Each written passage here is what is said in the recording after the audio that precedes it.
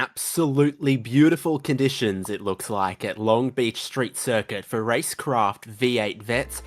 This is Split 1 coverage on SimSpeed TV, Season 27, Round 6, the Shoreline 200, one of the most famous street circuits anywhere in the world.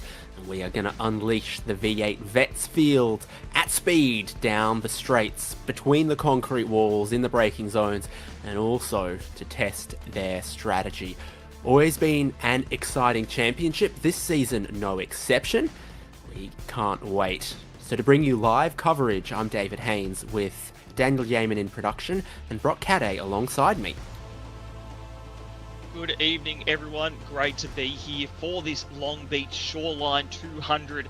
Long Beach is a circuit that always throws up excitement. This concrete canyon never disappoints, and we've seen some big incidents here. We've seen some controversy, and I'm sure tonight will be no different. 200 kilometers and 64 laps on the clock, but I feel like for our drivers out there, it is going to feel like an eternity tonight.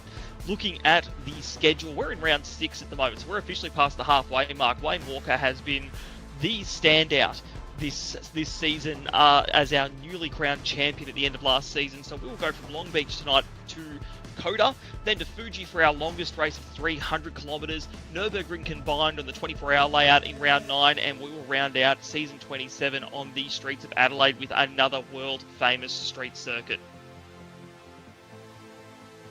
Absolutely. So with 4 wins to his name, Mr. Consistency Wayne Walker is up top. Paul Young's also consistently bagged podium positions as we've gone through the season. He sits second in the standings from Dean Logsdale in 3rd, Mark Poynton in 4th, Luke Allman in 5th, Brad Doble moves up into 6th, Greg Sharp's there in 7th, Dean Flavel in 8th, Shane Randall in 9th, and it's a tie for 10th place between Jeff Thomas and Simon Haynes moving up. Justin McLean had a great race last week at VIR. He is our biggest mover, and it was a torrid night for a few drivers though, Travis Hunt and Stephen Kennedy. Yeah, that's for sure. These guys will be looking to make some amends here. And just a shout out to Simon Haynes there, who's been climbing the standings, continues and now in the top 10. We've seen a couple of really good rounds from him. We'll see if he can manage to kick off again here at Long Beach. And speaking of, David, I'll let you walk through the track map, because you've always got some little tidbits of information that I love to hear. So we're on the west coast, just south of LA in that region. Long Beach is home to the port of Long Beach, Los Angeles. It's also home to a naval base and some serious World War II shipbuilding activities. But this is the gorgeous part of Long Beach right here, next to the marina, the waterfront. There's all sorts of attractions here, convention centres, aquariums, sports stadiums, lots of hotels, and a couple of little shops and places to eat as well. You've got the long, fast shoreline drive into turn 1. Past the aquarium, there's a water fountain with dolphins, and that's a beautiful, picturesque and unique part of this racetrack. Things really open up through turns 6 to turn 8. Got the backstretch on Seaside Way into turn 9, and then the super tight final hairpin. Brock Cadday, can you go too wide through there? Only if you're feeling brave. I think you can do it, but these cars, they don't have a great turning circle, and you're effectively doing a U-turn down at turn 11. So you've got to be brave, and I think you're just going to have to be ready to do some door banging in this race to get some moves done. Also going to have to use your strategy. Well, some fun facts about the race. So Jordan Ross, our winner last time V8 Vets came here. Lap times and average speeds, relatively low average speeds as is typical of a street circuit, really slow in that final hairpin, but then it is a long blast down the front straight. Cars accelerating from 40 k's an hour up to maybe 260 for that turn 1 braking zone. and this is what's ahead of them. If they can't make their passes on track, they might make them in the pit lane, starting with 50 litres of fuel and uncapped refill capacity. 2 compulsory pit stops to be made across the 64 laps, 202.7 kilometres. Fuel burn on a street circuit can vary wildly, and it is very possible often to make some big fuel savings and hold on to your track position. That can be one of the key strategy moves of racing on a street circuit. That's exactly it, and we'll have our strategy graph coming up, looking at the different strategies you can do here. Now, really good point that you made, David, about being able to save fuel on the street circuit, and we saw that in the difference in how much you can put in to make it to the end of this thing. It's 120 to 133 litres to make it to the end. That's a big difference, and this is how you're going to be able to do that. With no fuel tank restriction there, you can stop really early on lap 2, opening the CPS window. You can top up just about to the top of what you can put in the tank, and then you stop at lap 17 there, whack some tyres on the thing, top it off, and then you go all the way to the end. Now, track position is king here, so if you, any street circuit, apologies, if you can get there, then you can make that happen. Stop one of the even and late stops happen at the exact same time.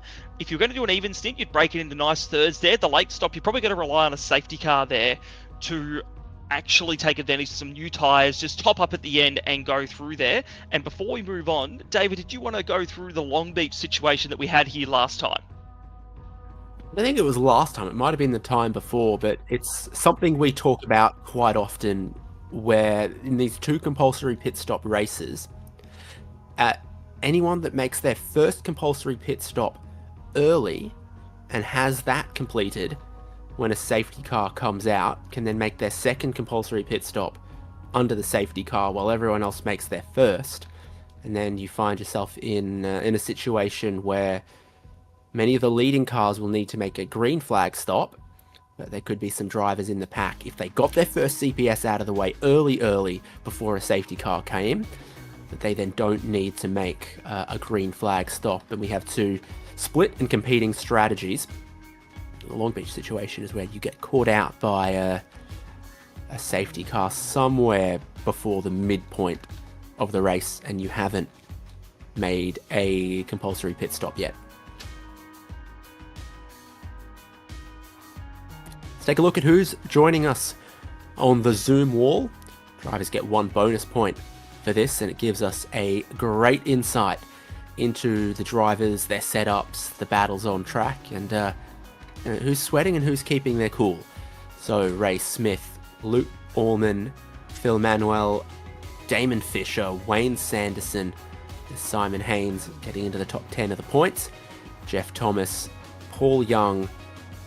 Oh, that earthquake damage hasn't been fixed for Greg Sharp since last week, unfortunately, but still plenty of time left in the season. Sean McNamara is looking like he's back on the grid with us. Hasn't done every race this season, but he's looking ready to go. There's Dean Logsdale, Travis Hunt, pedal cam with John Latham, Ken Latta ready to go. Pedal cam with Justin McLean, Christian Smart getting some stretches done, just limbering up the shoulders, hips, everything. And Wayne Walker, your championship leader.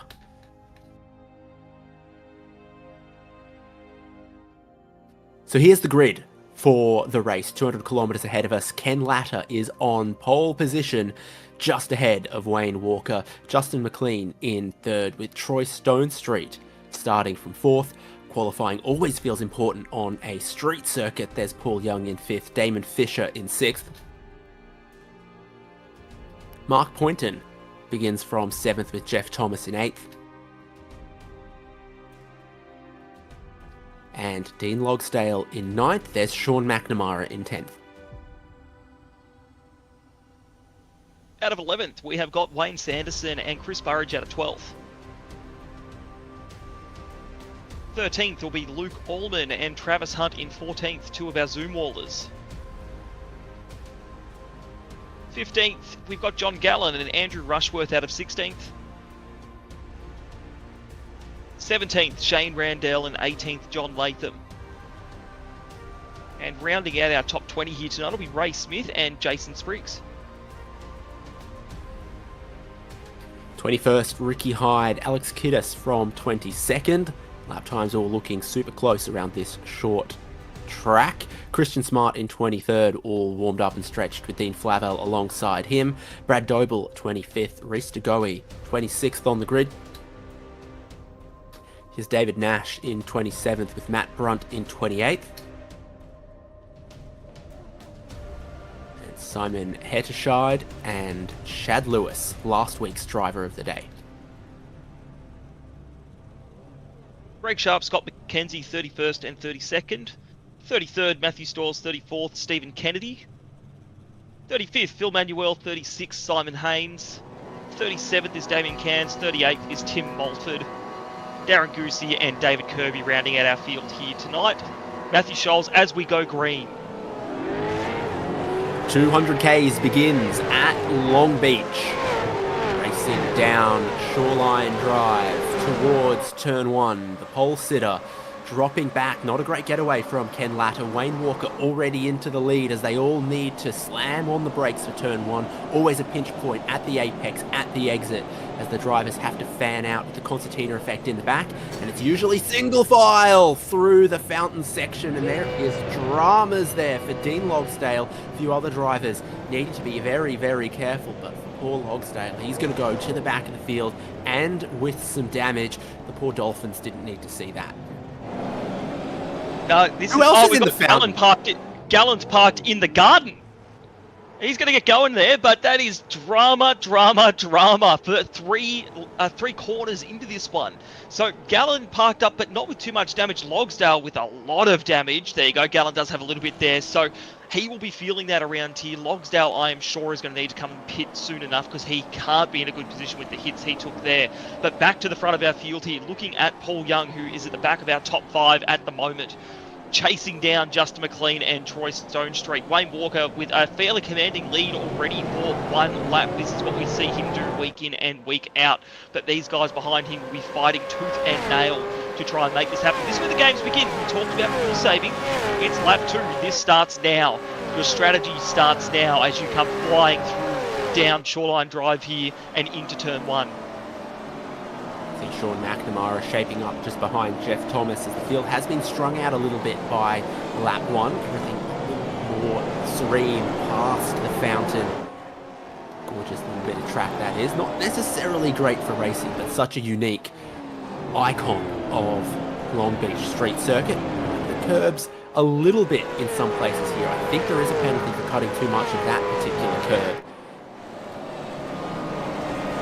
I thought he was going to get that, then he didn't, not showing up for my timing, so that would have been very, very close. But you do have to be careful. That curve as well can spit the car across into the left-hand wall if you get enough of it on the right angle. So just, Paul Young is clearly pushing on. I reckon he's feeling he's got a bit of pace in there to try and get up onto this podium. We saw he's in a really good position in the championship as well, so he's looking in this second half of the season. Oh, the two drivers ahead, McLean and Stonestreet, have come together. Excuse me, McLean's Fisher. McLean's gone in hot and found the car in front. Now he's stuck in the wall. Oh, and he'll get found by David Nash. And that's Hetterscheid going in there as well, I think.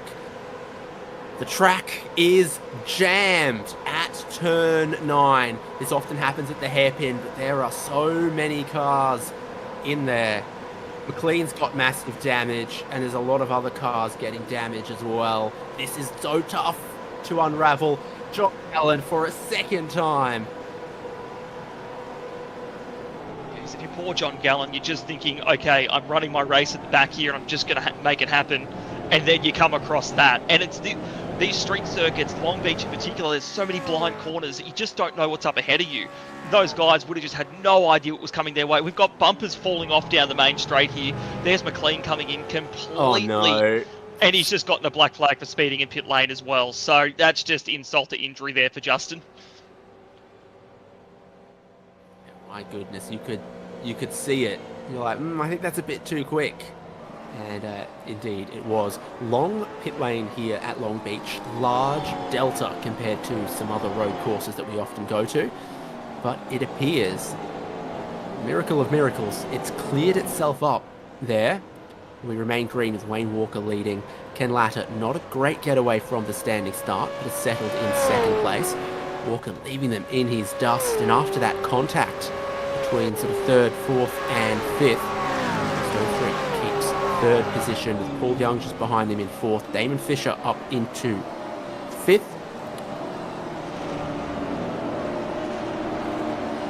Jeff Thomas and Sean McNamara were shaping up for a battle earlier on, but it seems Thomas has mostly been able to stamp his authority on 7th place. Burridge in 9th, up 3 positions so far in this race. So Burridge one to watch, making some moves as Wayne Sanderson completes the top 10. Yeah, absolutely. There'll be some movers and shakers in this if they can get some passes done around here. And one of those to watch will be Sean McNamara, because he's one of our regulars in this series. We haven't seen him as much this season. He's clearly been busy with real-life commitments, but alright, look at this. He's really making Jeff Thomas work for that 7th position, and I reckon he's thinking with a bit of strategy. We know McNamara can work a bit of a strategic masterclass, that he can get himself into that top 5 and have a welcome night back to the series. He's not going to get it down the inside there. Thomas playing a good game and just defending nicely, but if this is the pressure that Thomas is going to be under all race, it is going to be a long, hard, sweaty night for Jeff.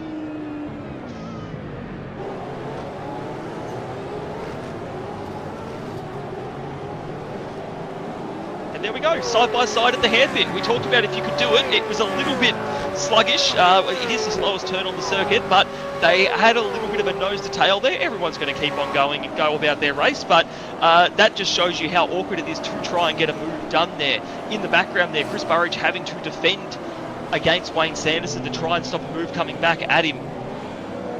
Don't think anything has changed there. Got some lap down cars in the mix now as well, which is complicating some of this. Eyes here on Sean McNamara. Just using a little bit more of the road in some places. Really opens up here. You go over the hill.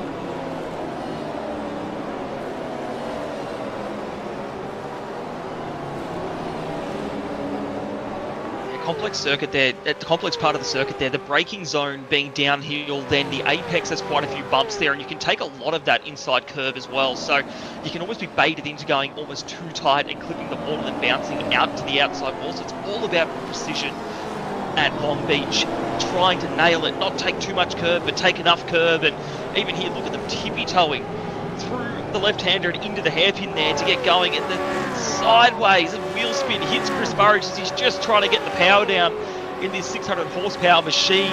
Coming across the start-finish line to start his lap 6 there. These guys are already 10 seconds off the lead at the moment, but well and truly embroiled in their own battle at the back of the top 10. As a lapped car now coming out of the pits, they've got to contend with and can't take the racing line as they'd want to, and he's just trying to get out of the way. Well done to the lap car there. I think that might have been Lorne McKee. On board now with Travis Hunt as we go through into the second sector of the circuit. Yeah, so the lap down drivers, it's like clean. Stoyles and Scholes, maybe one or two others. Kenzie, from 24th place. Just picked up some damage right now.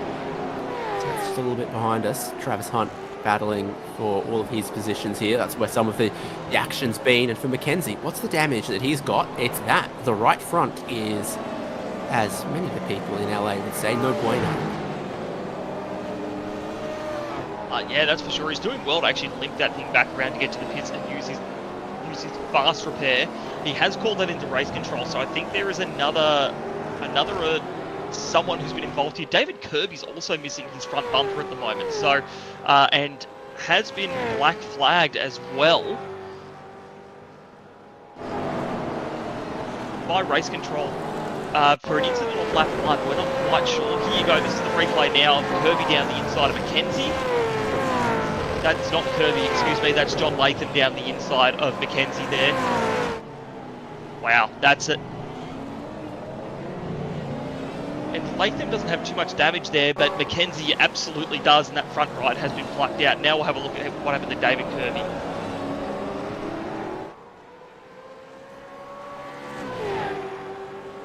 Just gave it a bit too much jandle there, unfortunately, and that spun him around right into a concrete wall, and that is going to hurt and be not fun to drive for the next few laps. Just talking about how hard it is on the acceleration zones around here.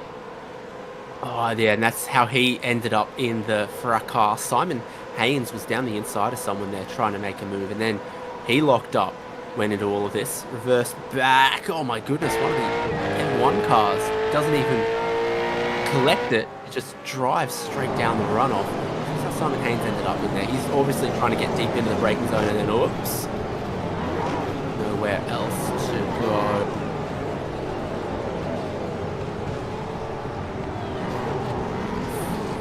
Kennedy, a weird entry on the scene, and John Gallen. Oh, poor John Gallen. Not a lap that went well for him, or a race start that went well for him at all.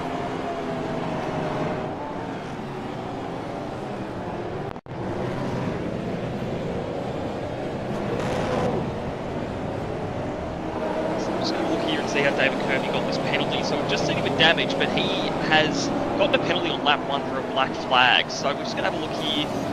Oh, he's gotten into the back of Kennedy there and spun him off.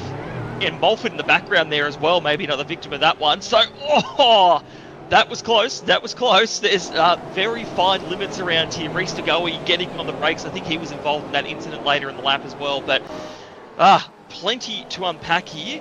And David Kirby has served that penalty, but still has that damage as he hasn't been able to pit yet. So he's going to have to come in again to serve, to do a pit stop and get that damage repaired. Yeah, front of the field spreading out a little bit, very congested through the middle.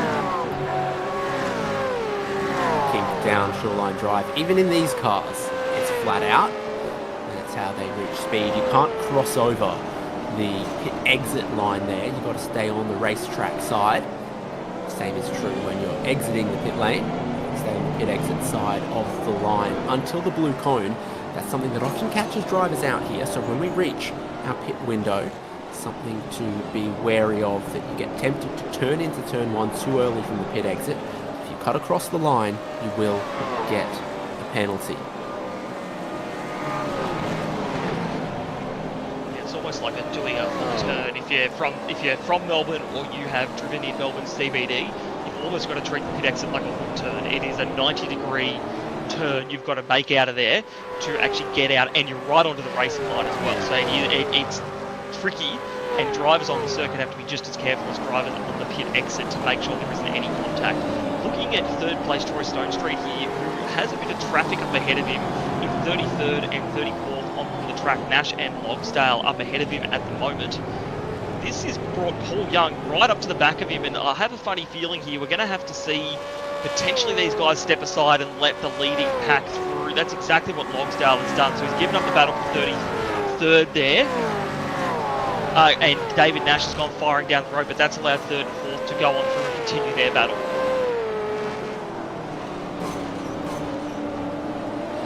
Take as much of that turn 1 apex curve as you want. I believe you can take a lot through the fountain section. Now pulling out of the way. Battle back on. So Stone Street and Young, no issues. Next up, Ken Latter. No, sorry. Ken Latter. Damon Fisher. The weather. Pretty good.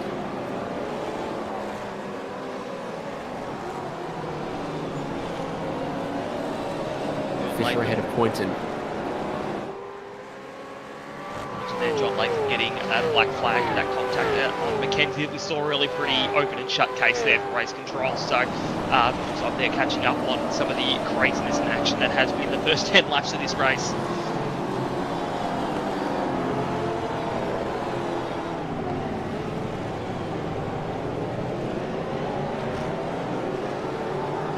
Through the hairpin.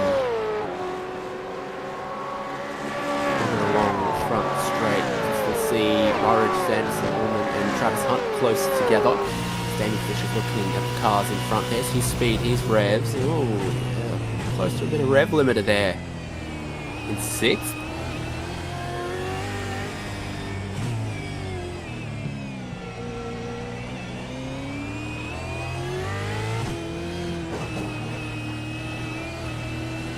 Turn your sound up a little bit on board with Damon Fisher up and down the gears on the streets of Long Beach.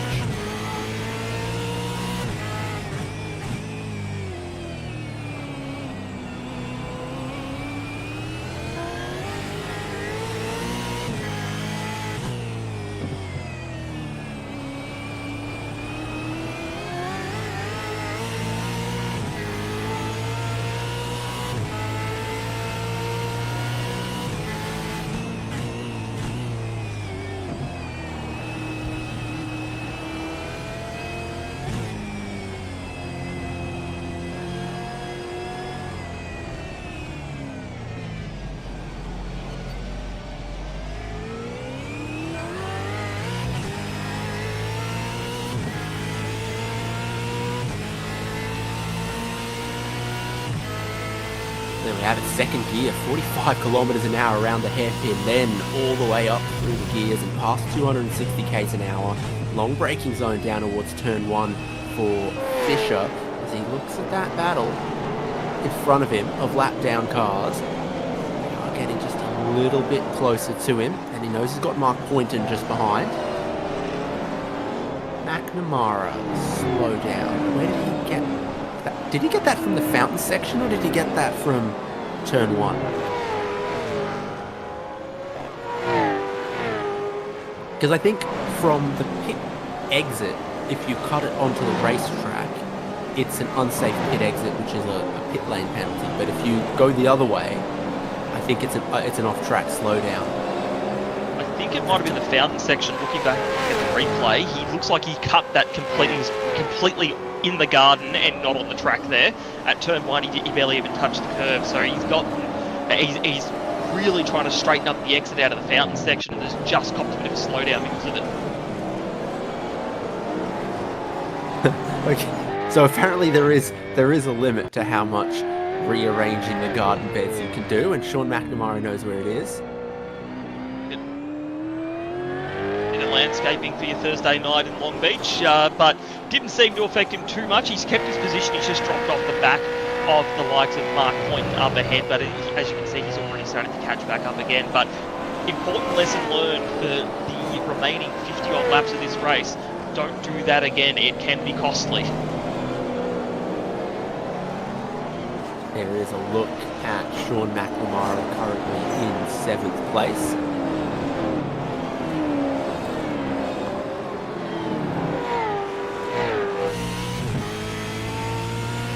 Checking in with as we always do with our Zoom wall attendees, and really good look here from his point of view, looking down the track. He's actually got a few cars up ahead here that are all nice and tightly packed together. So this battle pack here goes to Damon Fisher up ahead, I believe. So Paul Young even is a bit further up the road there. Now Troy Stone Street looks like they're battling their way through in 3rd and 4th as well. But we've got a battle for the top 5 here.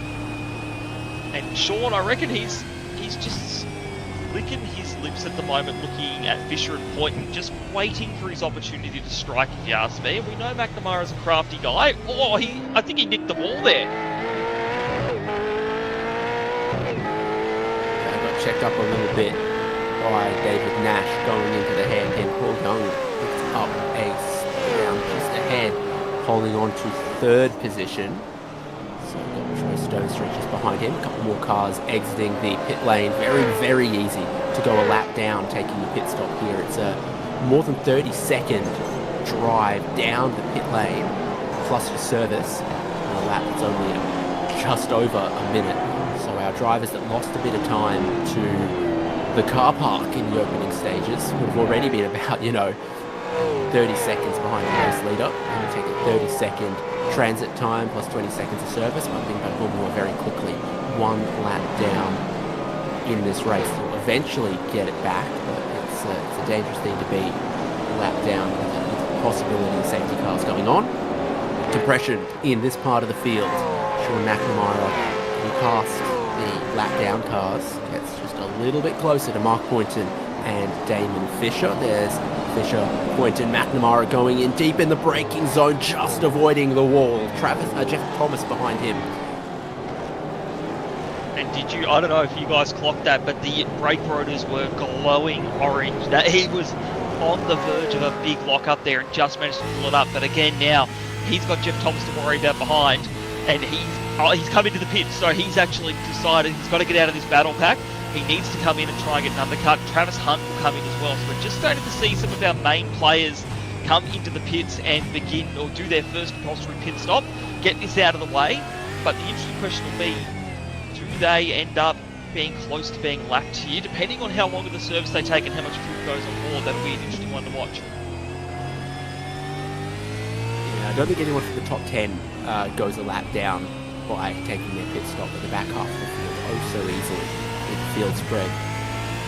As we've seen, it's a correction required when using the throttle around here. Road courses, street circuits I should say, often a lower grip type of pavement than you find in a purpose-built racetrack. Because they're just built for slightly different needs.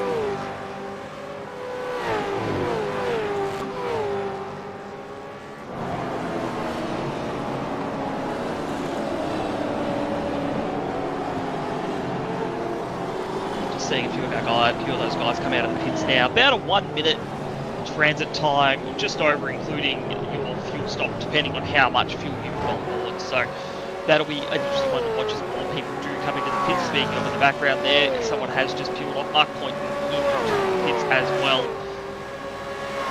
Jeff Thomas now coming around to complete lap 15, start lap 16. As this field just starts to thin out a bit, some traffic up ahead that is lapped. Back to Wayne Walker, who is clear by 4 seconds on Ken Latta, so he's just every lap eking that lead out a bit, doing what he does best. There you go. So he's actually lost a little bit of time to Ken over the last few laps, but keeping it fairly stable.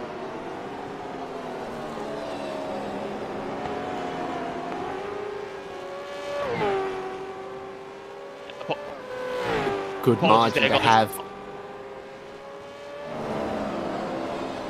I interpreted that one wrong, excuse me guys. That one is actually Ken, the gain and loss that he's had. So as we see there, as we've seen throughout the race, Wayne Walker stepping away lap by lap, bit by bit. Ken does have a bit of pace on him, but Walker is just a bit more consistent lap in and lap out, getting those laps in to keep creeping ahead in the lead.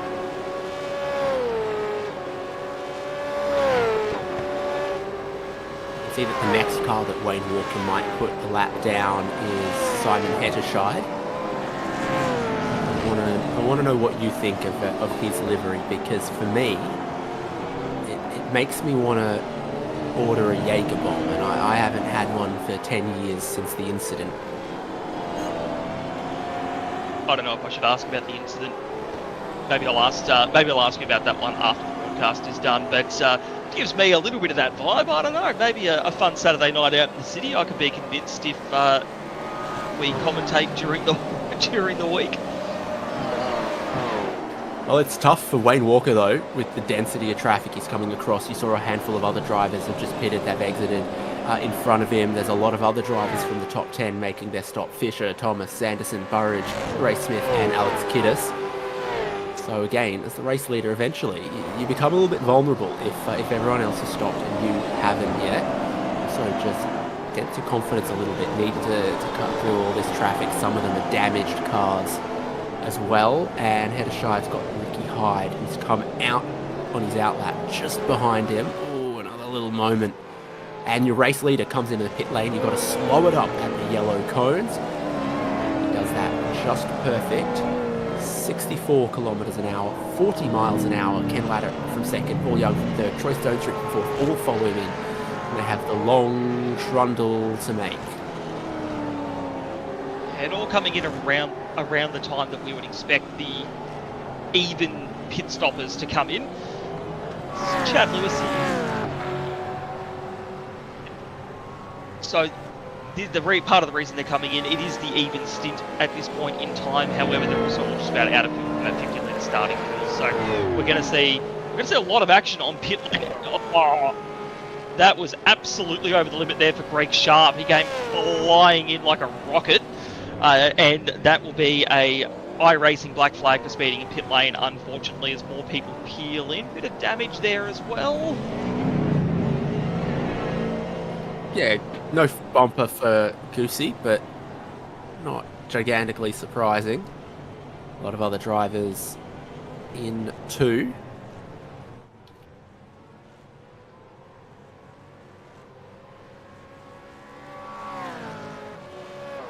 Pit stalls do get delayed this.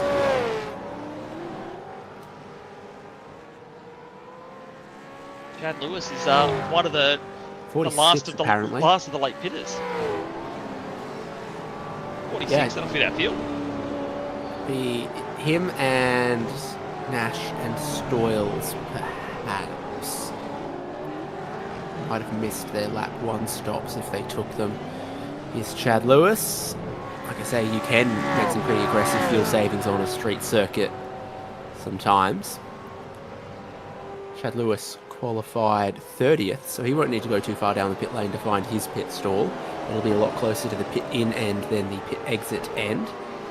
And Wayne Walker will probably go back to the lead of the race momentarily. He's got a little bit of even more extra time in hand versus Ken Latter. It was about 4 or 5 seconds before they pitted. Now it's a bit over 6. Apparently, some of that discrepancy comes from the pit box time. Walker back to the lead. Yeah, the actual stop, it's about 1.5 seconds longer for Ken Latter there. So Ken's got a bit of work to do in this stint. He's got to try and get a lot closer to Wayne Walker to try and take advantage of that slight fuel offset that he'll have there. But Walker is just looking strong as ever around here, confident. We used to say that he was the master of new tracks. These days he's just the master of all tracks. He really has come into his own. And as you can see there, the gap behind, he's just about through another corner before Ken Latter appears in the background of shot. So he'll just keep running his race here. Ken probably needs to worry a little bit more about the guys behind him than in front of him at the moment. Everyone has made one compulsory pit stop. There's a couple of drivers that might technically have made their 2 now, but just based on early pit stops for damage. There's Damon Fisher battling with Travis Hunt and Wayne Sanderson. Down car trying to get out of the way. Travis Hunt looks like he's taking a slightly shorter stop to try to jump a bit of track position here. Just behind Fisher, Jeff Thomas has jumped Fisher with a similar strategy.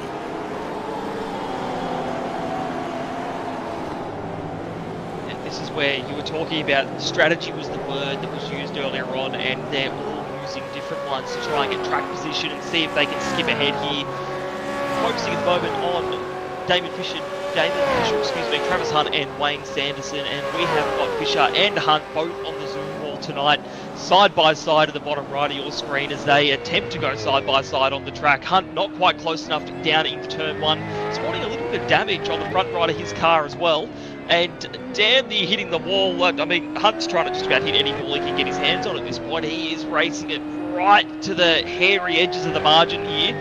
He really is trying to get up to the back of Fisher. We know Hunt is a basically win it or bin it sort of driver. He goes hard no matter what he's doing, and you can just see the body language of the car looking for the back of Fisher's car at the moment. Look, it's gone in there, taking all the track and then some, and under threat from Wayne Sanderson behind as well. Travis Hunt can race and chew gum at the same time, but he's under a little bit of pressure. Tag the wall there. Wayne Sanderson looks like he might get alongside the beleaguered Travis Hunt. And that's a good move to make it before the hairpin. Sanderson up into 8th.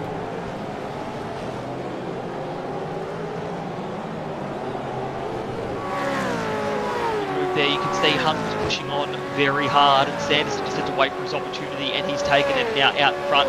Probably that damage isn't helping Hunt. I'm not sure if that's led to any sort of steering damage, and it's just also on the straights here, giving you a bit of grief and a little bit of downforce grief. Not that these cars have too much of that anyway, but he will carry on. Clearly not bad enough to use his fast repair, and he will just continue to fight on from 9th position with Wayne Sanderson released to chase down Damon Fisher, and already started to put a small dent in that gap and leaving Hunt behind.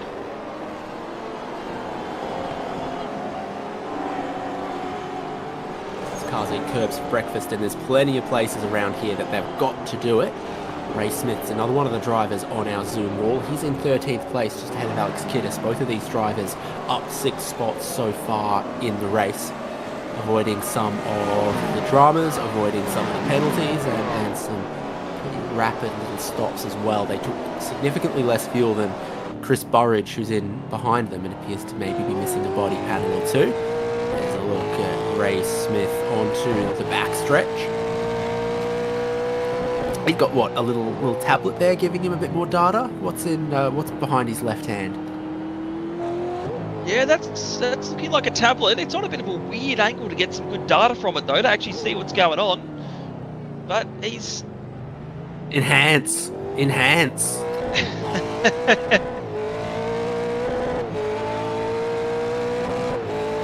So we've just got rid of that view there. So it looks Discord, like isn't it? No, it's not. I reckon that's something. I don't know what the program that is. You're right. It's not Discord, but it's something. But I don't know what it's doing down at the bottom left. Maybe I'll have to investigate that for next week and find out, because I am always curious about sim racing setups and what they are. Back to your live cam on track. So looking at the back of the car here. Ray Smith in 13th, being chased down by Alex Kiddis in 14th, and Kiddis just getting ever so slightly closer at the moment, and just started to put the pressure a little bit on Ray Smith. This is actually up +8, it turns out, and Simon Haynes gets a penalty from race control. Burridge, he's been driving with no foot on that thing for a while, and he loaded up on fuel, so he might be going long in this middle stint before he can go and fix it. I think it is costing him.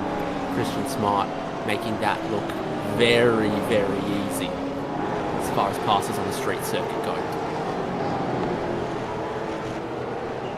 Yep, just hold on to it there, Smart. There you go. Look, Christian Smart, he is the overtaker. We see him every week. His qualifying isn't quite there, but in terms of race pace, he just knows how to get past drivers and knows how to make up positions. And again, another week where he's up 8 positions, making clean passes and getting it done. Jeez Louise, Burridge, hold on to it, mate. I know you haven't got the front bumper on the thing, but don't end up in the wall. That was way wide coming out of the end of the straight there. On board with Smart now as we look back at the damaged Burridge and come through the fountain section and just see Smart. He always just looks cool, calm and collected. Never too out of control, always in control. Uncapped fuel tank here means the critical lap should be pretty early, so you think Burridge could go and get that repaired at his leisure, but it's still 40-ish laps to go, so he might not want to lose the track position that he can hold on to for the moment. Just up the road from them in the battle for 13th and 14th. No, who am I thinking of? It's Shane Randell. Someone nearly locked up and drilled him.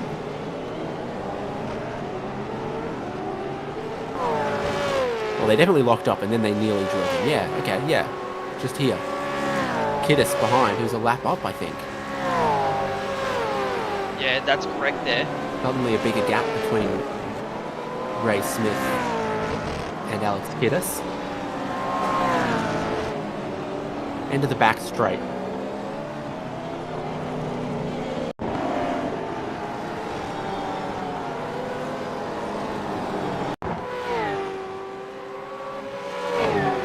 So Randell is lapped car, so Smith makes his... Oh! Randell nearly got it in the back of Ray Smith there with a big old lock-up into turn 9, through turn 10 and into 11 here. We're going to go on board back to this lock-up from Randell. This is going to be close. Oh, that's a bit of contact. Zero 0x little bump there. Jeez, you're playing with fire as faster cars come through and nearly take them out on their way. Yeah, so back to live, Kiddis has just gone past. Randall's penchant for running them close through there remains.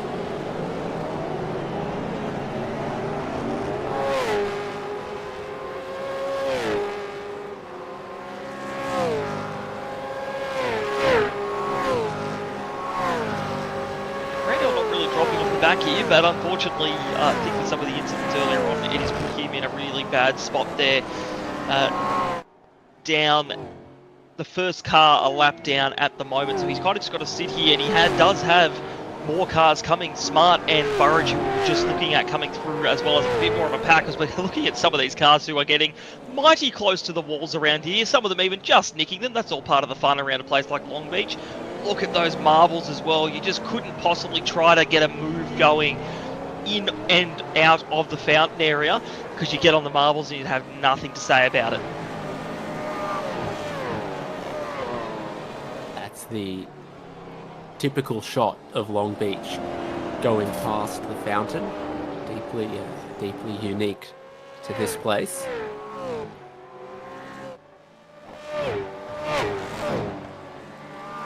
Plenty of places to eat around here. What's that one? Like California Burgers or something? There's a Hooters. I think they're closing down in the US, or their parent company had to liquidate or something.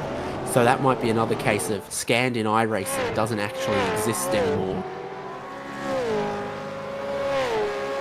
One day iRacing will be used for historical archives of circuits and their surroundings like this, the way they scan all around the circuit these days.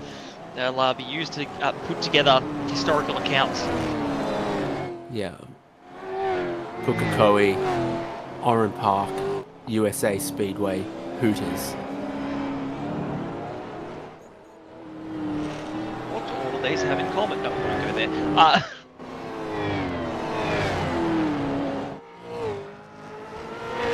This is Sean McNamara trying to battle Luke Allman and take a spot away inside the top 10. I think he does that. And I believe McNamara, after the pit stop, he actually, I noticed in the background, he ended up down the runoff at turn 9, I believe. So something went wrong there. So he was up at, I think he was up in nearly 7th or 6th at one point, but then he's gone down the escape road and had to do a flick spin and get back out of it. So he's actually lost ground on where he was about 10 laps ago and is now having to fight his way back through.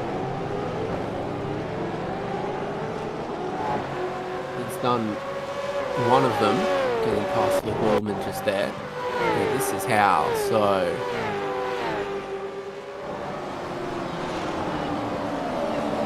Too much ambition. And we'd seen him already nearly run, or not nearly, he ran wide and nearly clobbered the concrete wall on that one there. He just went straight on. Smart choice, because he was never going to make that corner with that speed there, but unfortunately now it's put him back where he started. So it wasn't too bad, but he was making good progress, and all of that has just gone to waste. 17 laps into it, now 27 laps later, he still is not able to make too much progress. So costly mistake there for Sean, as he's just pushing on to try and get some moves made.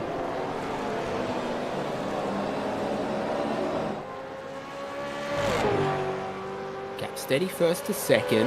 Paul Young still holding on to third. Was actually the fastest car on track last lap.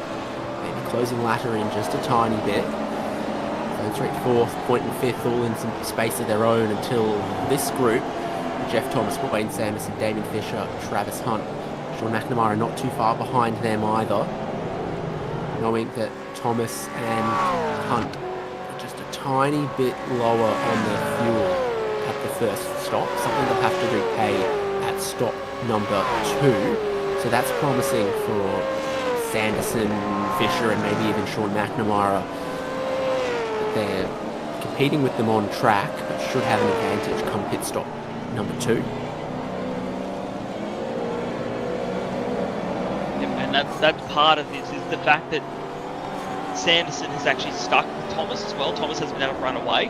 That is going to help him because he will be able to jump that in the pit stop. Same for Damon Fisher as well. So likely see those positions change, if not on track, certainly through the pit stop, provided you get the entry and exit right as well, because I know it sounds simple to break down to a speed and then accelerate, but it is more difficult than what it looks, particularly on a straight circuit that's a bit bumpy for such a slow pit lane. So that'll be one to watch, particularly if these guys all come in together. It'll be a race out of the pits.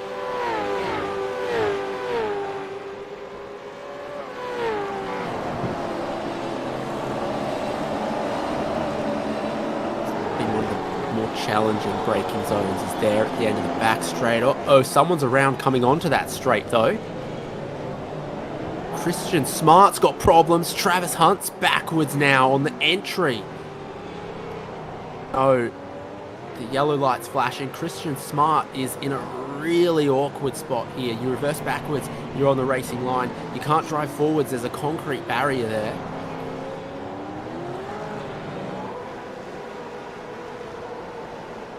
He's doing well here, so he's trying not to get back onto the racing line. So Travis Hunt in the pits after having his incident at turn 10. Smart, he's trying to be smart. He's trying to get the car going, but without taking out anyone. But he's just a bit stuck at the moment because there's a constant stream of cars through this section of the circuit. The field is quite spread out. Okay, he's looking at his relative. He's trying to go. He's going to get this going. He's got a bit more on the wall there, but that was perfectly done. He just needed that little bit of extra time, and he was clearly keeping an eye on his relative, and he'll limp it back to the pits as what's going on here with Matt Schultz.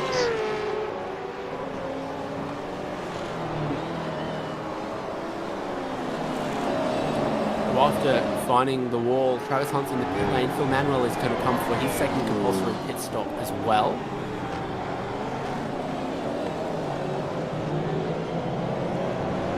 Thomas with Wayne Sanderson, lap down car, then Damon Fisher, then Sean McNamara, Luke Allman.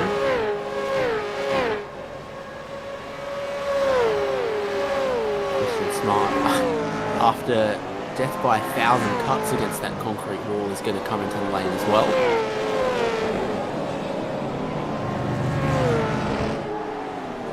So you're just starting to see some of these little mistakes creep in as we're getting through. These tyres are getting a little bit older. The track is getting harder with the amount of dirt and tyre debris. And now Jeff Thomas is our latest victim. So both JWM cars have suffered an incident and hit the walls on this concrete canyon that is Long Beach. That's so unfortunate. Little less hassle for Jeff Thomas here, but definitely clear damage in the front of his car, particularly that front right, as now others are trying to get through on him. And I reckon he is definitely struggling with a bit of damage. That pit stop might come a bit earlier than he was intending.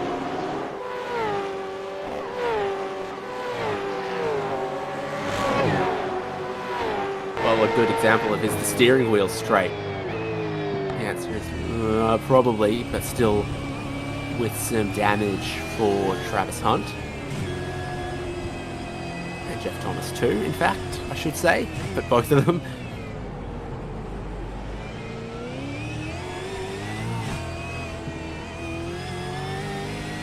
Pit entry is a weird little slot gap in the wall on the right here. A challenge all of its own. Then they accelerate up a little bit and need to get down 60 kilometers an hour, 64 more properly. The yellow cones. 46 pit stalls the whole way down this long pit lane.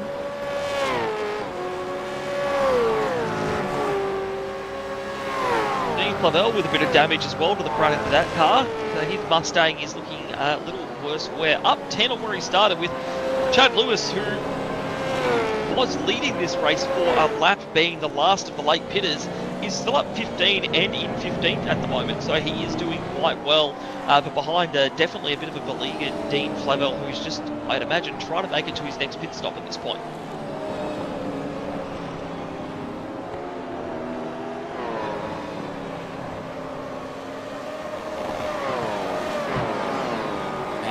From Chad Lewis, but where is he going to find to try and overtake? Patience is often how these street circuits play out. Either you wait for them to make a big enough mistake, or you wait for them to pit and Lewis was, of course, the very last driver to pit in the first stint, so he might try to play an overcut strategy again in this middle stint.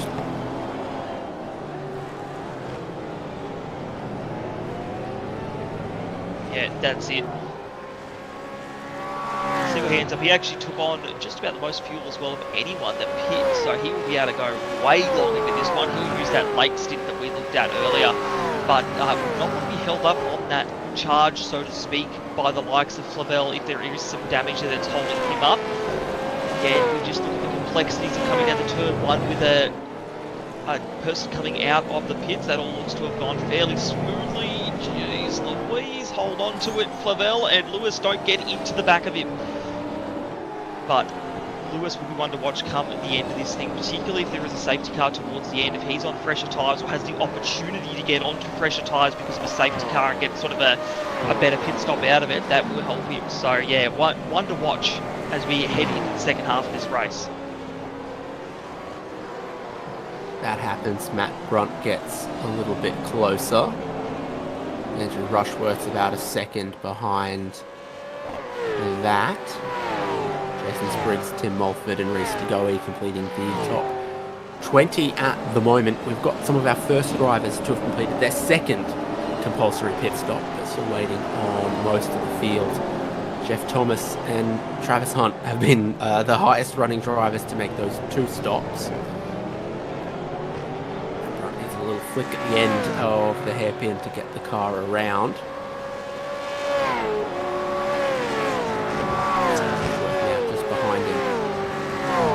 Orange.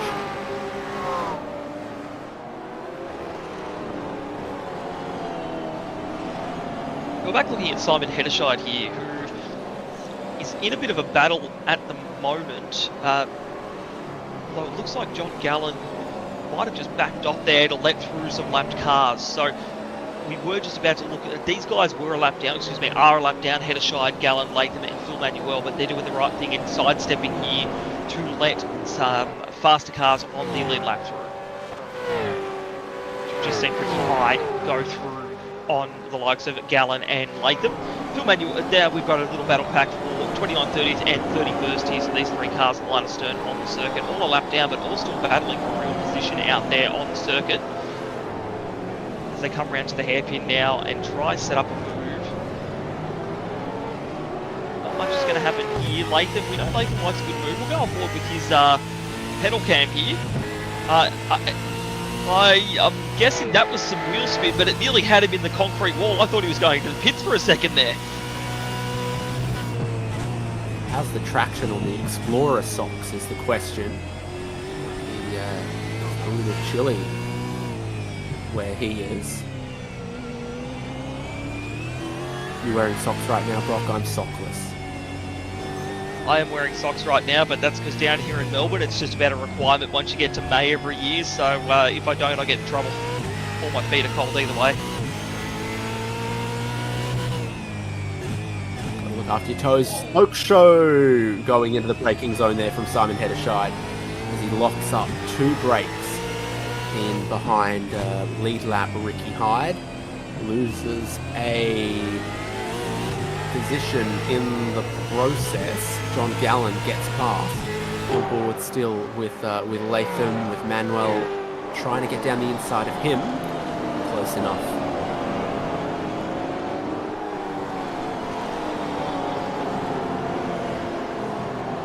Manuel looking fast tonight.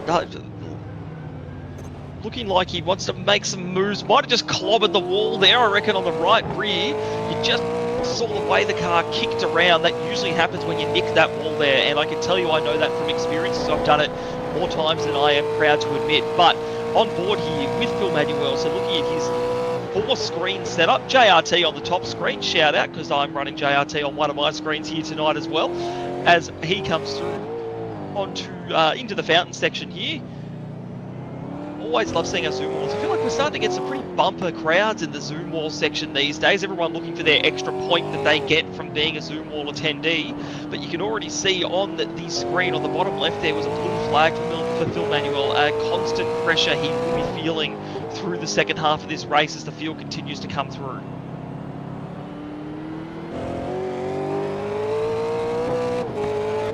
got a serious piece of shifter. That's like a crowbar or a police baton or something of a shifter.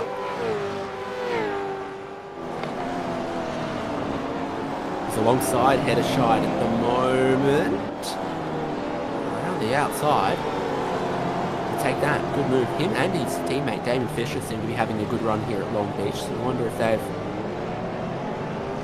done plenty of practice here or found something to have some little tricks here. He's into 29th. Damon Fisher up the road, sandwiched in 7th between Sanderson and McNamara, beginning to breathe down the back of his neck.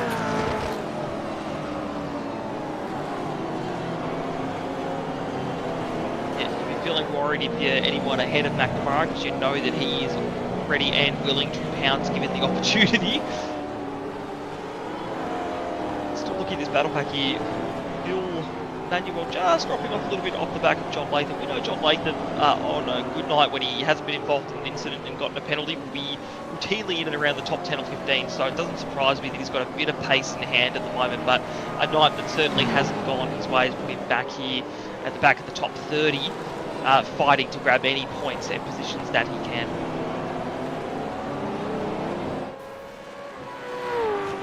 Very strong a lap ago.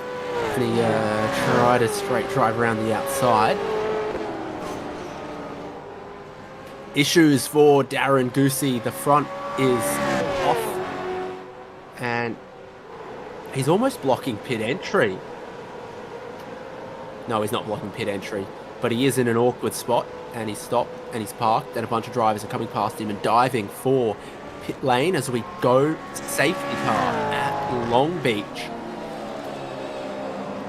Walker will almost certainly come around and jump for the lane, but the first driver that saw the stricken car and reacted, Luke Allman, is already in the lane with Ricky Hyde, Chris Burridge, and Chad Lewis has come in too. We're going to see almost everybody. The question is, does this benefit anyone who'd already made their second compulsory pit stop?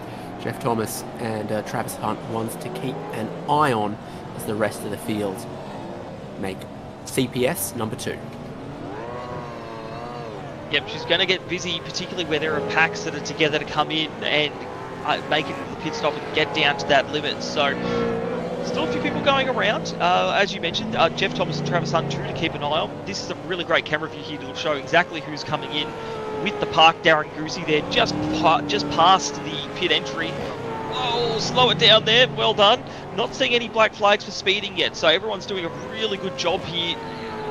As out of control as they are as they come in. Oh my goodness, but we'll see a good chunk of the field, as we are seeing at the moment, all come into the pits.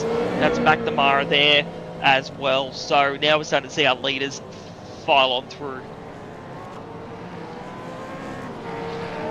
The aggressive pit entry from Sean McNamara there to get alongside Damon Fisher entering the pit lane. So everyone else comes in. Thomas is halfway around the lap and has ended up behind Luke Allman. As Wayne Walker leaving the lane, he'll keep the race lead. Ken Latta and Paul Young just behind him. Young was very quick in that middle stint, didn't highlight it quite enough. But he not only took time out of Ken Latta, he also clawed a little bit of time out of Wayne Walker through the middle stint. Fade Street, where safety car finds Wayne Walker, the race leader.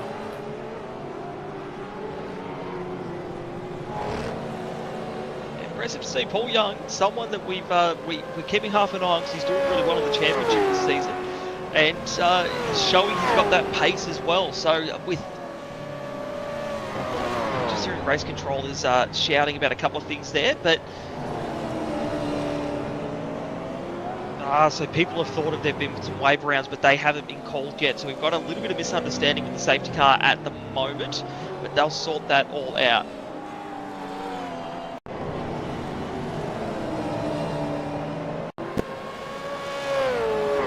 This is under safety car.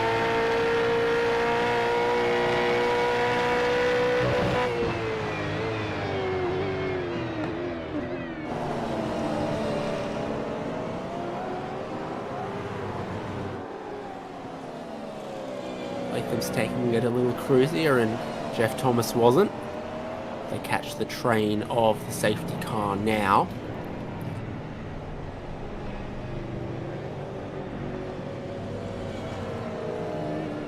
Yep, so this should cleanse our field a little bit here. So we'll have, well, everyone's going to be nice and bunched up here. So Wayne Walker had a pretty commanding lead. That'll be gone. So that'll bring Ken Latter and Paul Young right up on the back of him for this restart. And we were just saying, and a good point by you, David, Paul Young was putting in some really good times in that last stint. So expect to see him continue to lap well. The challenge will be actually finding a spot to pass around here. But we will also see some more battles unfolding. Sean McNamara is back in 6th after having that moment where he ran down the escape road at turn 9. He's now back in 6th and right on the back of this top 5 hunt for the win, so expect to see him make some moves as well, I reckon.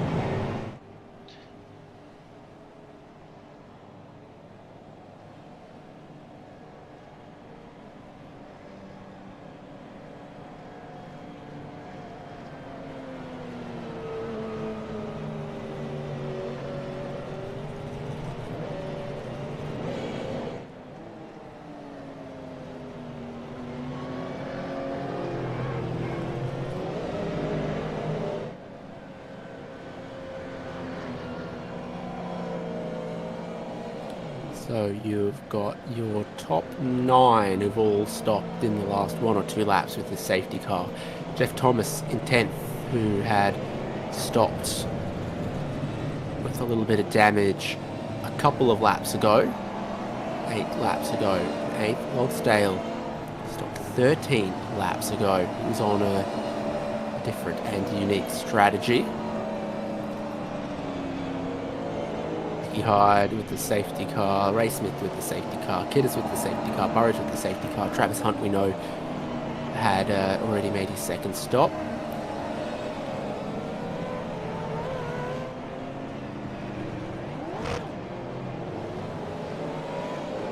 We've just lost Simon H from the race as well.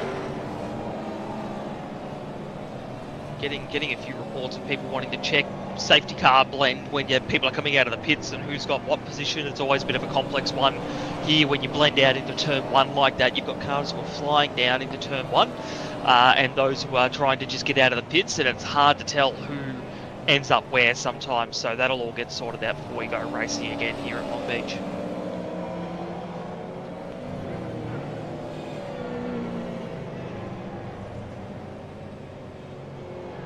We have 26 cars on the lead lap before we get any wave arounds done. And then there's another 10 1 lap down. Darren Goose is unfortunately a couple of laps down.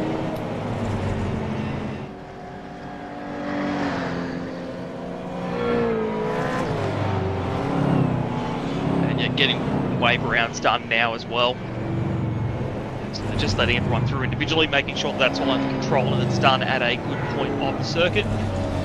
Christian Smart, man, unfortunately ended up in the wall just a few laps ago, and despite the fast repair now is back in 32nd and will be back on the lead lap after this, but unfortunately a lot further down than where he would have liked to have been tonight.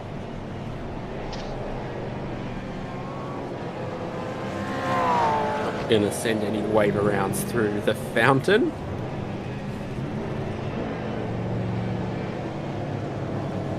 You could do a Stadium Super Truck style jump off the fountain garden bed. That'd be a fun way to get wave arounds done. Not particularly safe as far as everybody finishing the race is concerned, but it'd be something cool to see. Pretty sure there's like a Sunshine Beach or something map for Mario Kart where you take a jump over a fountain. It's not quite the Long Beach on iRacing way.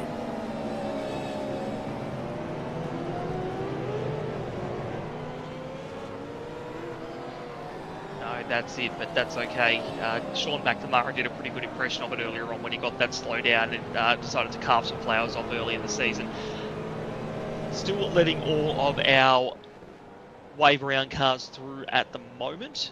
We haven't got the call of the safety cars coming in, so we'll be going around for another lap, I would imagine, as we clear these final few cars around and get this field cleansed. And basically, I'd imagine most cars are going to be back on the lead lap as well. Pettershide has just gone into the wall, taking his wave around. Oh, That's a Jägermeister incident.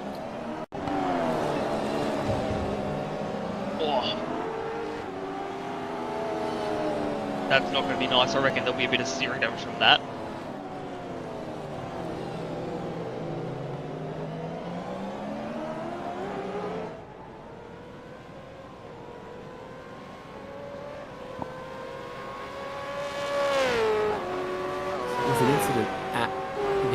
Exiting final hairpin that brought out this safety car to begin with. We'll take a look at that in a moment. Wave arounds still happening, sorting out our field.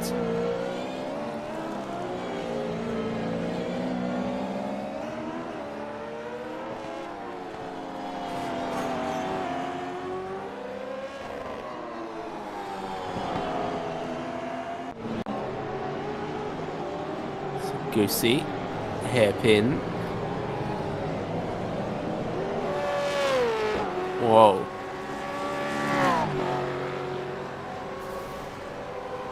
So he spun to the wall on the right and basically caught where the gap is for pit entry as well.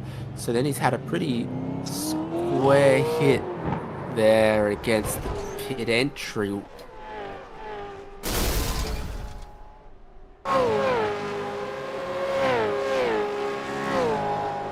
Incident that is. Lucky to not bounce out further from that wall and to not block the pit exit. So that was, yeah, a very interesting one to say the very least there. But back out on track now at the moment, and we're hearing safety car in this lap as well. So coming through to just about the end of the second sector here, which will mean the safety car will pull away shortly and leave Wayne Walker in control of this field as they head around to complete just about 23 more laps of this crazy old place called Long Beach.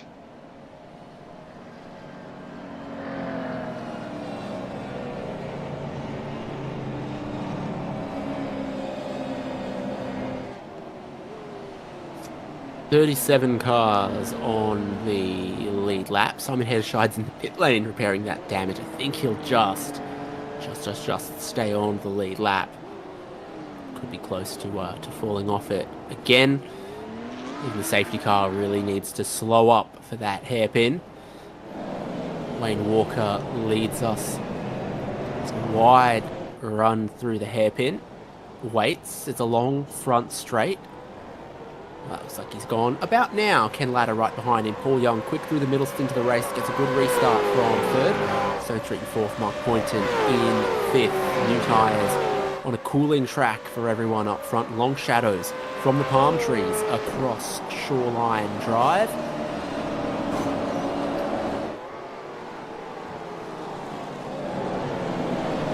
Wayne Walker with a really good jump here. Again, he just knows how to do it. He's seasoned now. He's seasoned veteran, no pun intended there, but he just knows how to get the best out of this car at any track, and that gap is already nearly at a second to Ken Latta. So he's done really well there. Skip away, but Ken Latta not so lucky with Paul Young, although Paul Young makes a small mistake behind there, which just gives Ken a bit of breathing room here to set himself up and see what this next 20 odd laps will look like. See if he can find that pace. He managed to outdo Wayne Walker in qualifying, so can he do it here in the race, in the last final third of this race here? On board with Wayne Walker on the zoom wall there as he comes through to complete this safety car restart lap. Taking one hand off the wheel to wrap it all the way around at that hairpin. Great restart for him. 1.2 seconds behind. Young just behind that.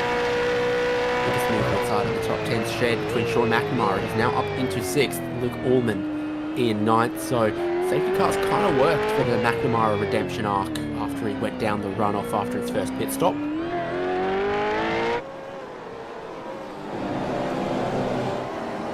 Yeah, absolutely. And look at him already all over the back at Mark Poynton. So he, what was about 2 or 3 positions down on where he started after that runoff there, he's now +4 and trying to make that +5 if he can get past the likes of Poynton. And we know Mark Poynton is a hard racer.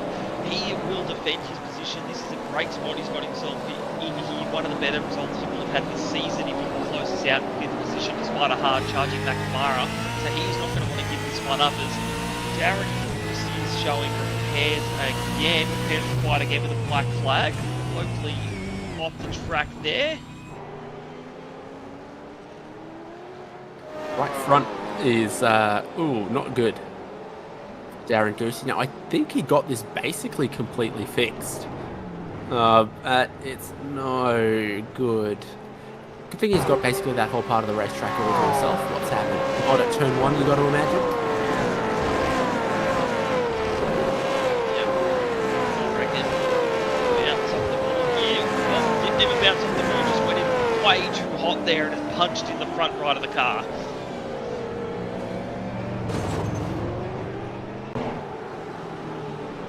And I think if he had a fast repair, it's gone already, so that it's pretty close to almost being day done for Darren Goosey, unfortunately. Back up with 4th, 5th, and 6th, Troy Stone Street, Mark Poynton, Sean McNamara still on the hunt. Plenty of laps left to go in this thing.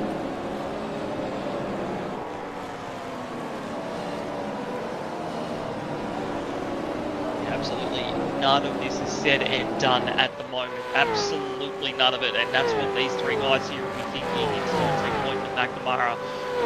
We think it's not done. Stone Street, Poynton in particular, we'll be thinking, we're probably pretty happy here. We might have an extra position. McNamara, he won't be happy. He'll be wanting more. He always wants that next position. Great competitor in this V8 Vets series, and he will continue to fight to the end, knowing Paul Young really isn't that far up the road. That podium is not far away from this battle pack. So these guys, it's in their grasp at the moment if they can get a couple of good laps and try to get up there.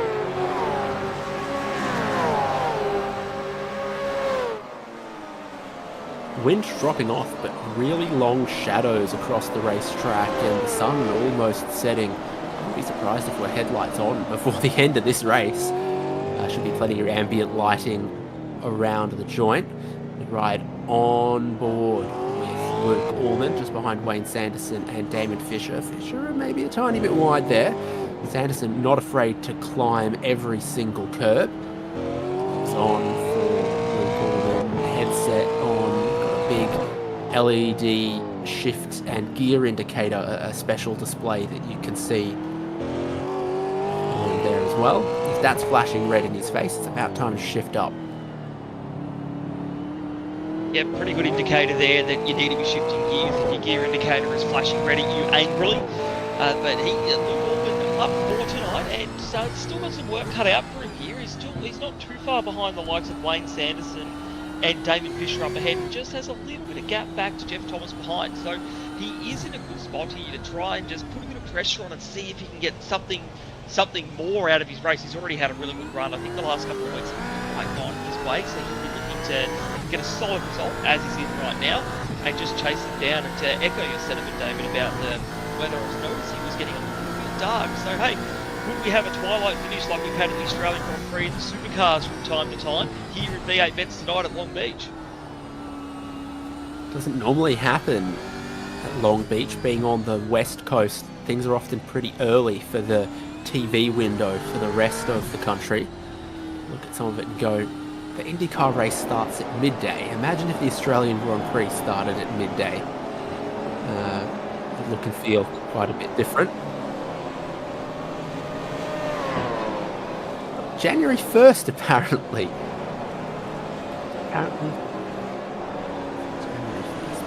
Happy New Year, Brock. What's your resolution? To commentate V8 Vets deep into the future, my friend. What about you?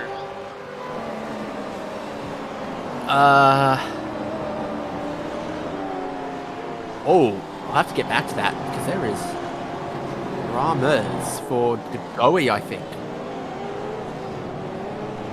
Yeah, it is Reese Degoe. There's been some contact, and look at that. It's not Snoop Dogg at the racetrack.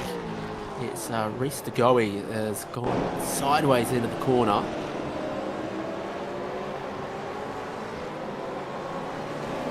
Mackenzie gives him a bit of a tag and then helps him round. Yeah, that's an unfortunate one there. Mackenzie was the victim of a move not dissimilar to that earlier in the race, and unfortunately now he is the offender in that one. Leave it to race control to decide whether that's penalty worthy or not, but unfortunately Reese de Goey was spun around and has now lost his front bumper, and I reckon we have just gone to headlights on mode. Just saw the lighting change, so we will be, this is officially twilight. We are doing some very, very early night racing here in the supercars. Evening racing rather, not night, not just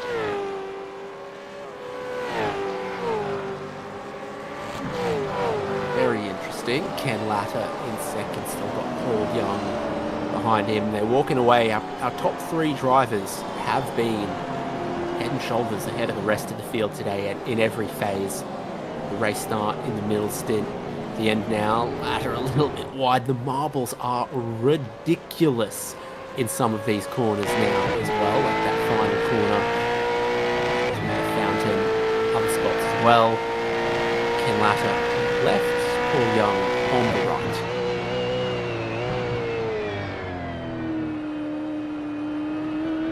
And we've got Matt Scholes, just as we're looking at two of our Zoom Law attendees in second and third, Matt Scholes now having issues with the black flag, excuse me, a meatball flag. Car park at the hairpin, the final corner as well. Who's gone around there? I think they've cleared it. Now to find out. Okay. So we're just having a look here at what's gone on. So McLean has got them to the side. Jeez Louise, and spun someone around there, and he's tried to go for a move there on Gallen. And he's got Stoyles there. And this is where going side by side doesn't work out at Long Beach, where you go for that lunge, but because of the effectively U-turn you want to do, you're just throwing your nose into someone else. So Gallen got away with that one, but Stoyles and particularly McLean not so much.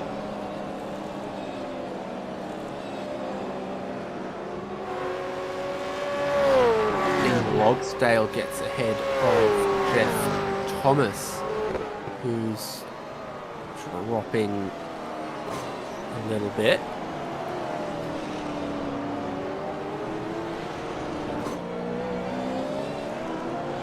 Again, Paul Young just behind Ken Latter. Glimpses of Wayne Walker before he disappears around the corners up the road.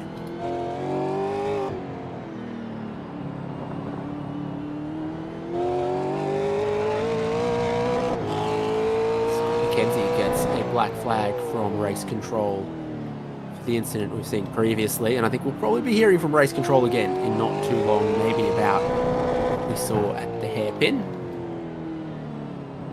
Yep, they've been kept pretty busy tonight. Race control, they certainly had their work cut out for a few incidents and some pretty crazy moves being thrown. But back to what we were looking at earlier on here. So Ken Latter in second and Paul Young in third. So we are on board in sim with Paul Young, looking ahead at Ken Latter. And bottom right of your screen, you've got Ken Latter on the left and Paul Young on the right. So these guys have been two of our sort of contenders in this championship for a year long. If Young has got that pace that he had a bit earlier on, it'd be great to see him just get up towards Latter and have a bit of a fight between them to see who can get second place. It's going to be a real fun way to finish this one off, but Ken, as always, locked in. He's had a couple of rough rounds, so this is really good to see him back up the front where we know he's capable of being, and absolutely showing what he's made of at the moment, and Paul Young trying to solidify that strong championship position he's in at the moment.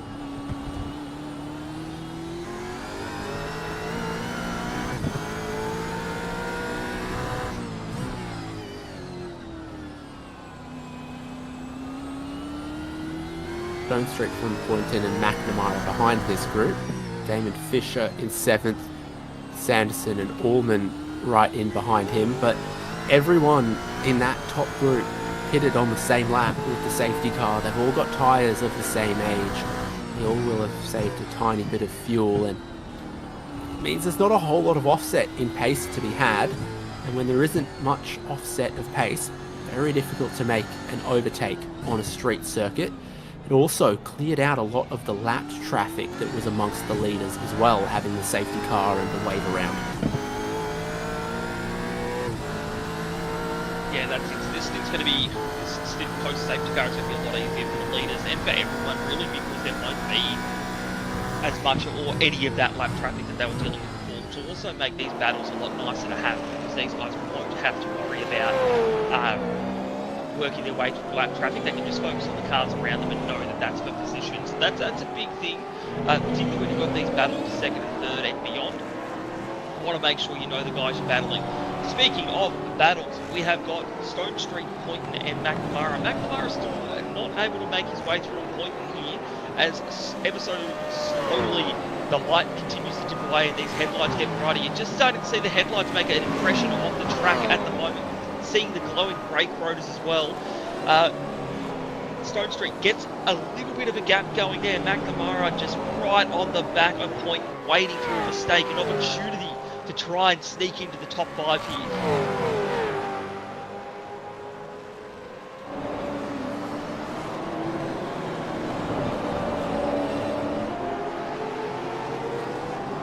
Lines from them at turn 6, going over the crest, and where that part of the racetrack suddenly becomes very wide down the street, narrows up in some other places. About that traction out of the final corner, everyone seemingly using second gear for that.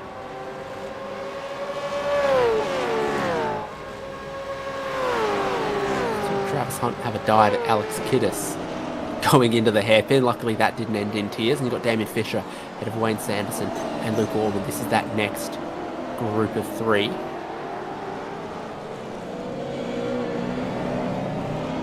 The safety cars really bred some nice battles here, with the top 10 pretty much lit up with a few of these little battle packs that are looking like something might happen in these next few laps as guys get closer and closer. You can just imagine that patience will be starting to wear thin after a long race around here. Yes, it's 200 kilometres, but it's a lot of laps in total, 64 in total, and we're only 13 from the end. These guys are beginning to start to set up moves. It's got to happen soon, because otherwise you will run out of time. It's a short lap around here. Damon Fisher, he just wants to hold on to 7th, but Sanderson and Orman, they'll be thinking, how many more positions can I get out of this and make it an even better night? But geez, Fisher using all the road and then some to try and maximise the speed that he's getting out of his Mustang. Dean Logsdale not too far behind these guys as well. He's got 10th position at the moment, and some slightly older tyres going on though. So he's doing well to hold on to that top 10. Jeff Thomas also some older tyres than everyone who pitted with the safety car in the race. There is Logsdale. Him and Luke Orman can have the Forearm Tattoos Club. Yeah, that's for sure. Maybe if they do an endurance together one day, that could be their team name. Logsdale, well, he's just hit the wall. We're on board for that. I think we've got a bit of a commentator's curse for cars hitting walls. We've had a few of them at the hairpin, and now Logsdale he's ridden that curve, and it's just fired him out to the left, into the tyre wall there on the left. So he has got damage. He'll keep on going there. It didn't slow him down too much, but it certainly dropped him off the back of Luke Orman in that battle pack for 7th. Didn't make him look any calmer either. Front of the front left wheel, bodywork's pushed in, but a square enough hit you seem to get away with in these cars. Here's Kiddis. Travis Hunt had a dive at him at the hairpin previously. What's he going to think of this time?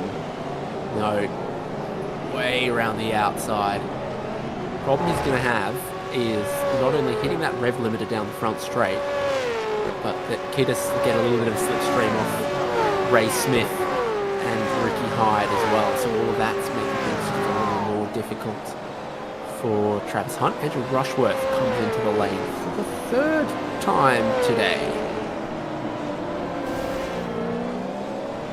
That's an I'm interesting one. I perplexed. think I just heard an engine blow in the background as well at turn 1. Not sure what Manuel? that was, but Yeah, it's Phil Manuel. He's gone and loaded his engine. Where's he parked? Down past the other side of the tyre bundle at turn 1. I think if you're past that tyre bundle, pretty far out of the way. We'll see what race control does about this one, but it's very different to Goosey stops sideways on the front stretch. I completely agree. Normally at this point here, you wouldn't expect to see a safety car, but we'll see what race control thinks of it. You'd love to get up that photographer gantry, wouldn't you? I would be, mate, for an incident like that too, with the car blowing an engine and flying down the escape road, that is photographer gold. And also the turn 1 in any car would be fun to capture. Speaking of a pack of cars that would be fun to capture, this battle pack here with Race Smith, we just heard that Manuel has given them go to toe in a safe spot here, so that these guys will keep on racing hard. Race Smith with Alex Kiddis behind and Travis Hunt behind them, as John Latham is filing out of pits at the moment. Lapped car, not quite sure why he went back in as well, but I don't know. Okay. I don't know if that was what it was, but he did get. Maybe he got a post-race points penalty. I heard something.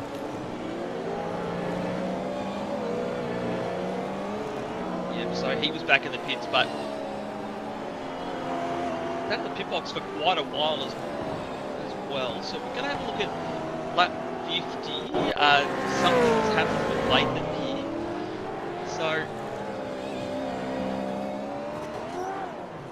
So he's hit the wall. So he's already got damage as he comes into the fountain section. He's whacked the wall again.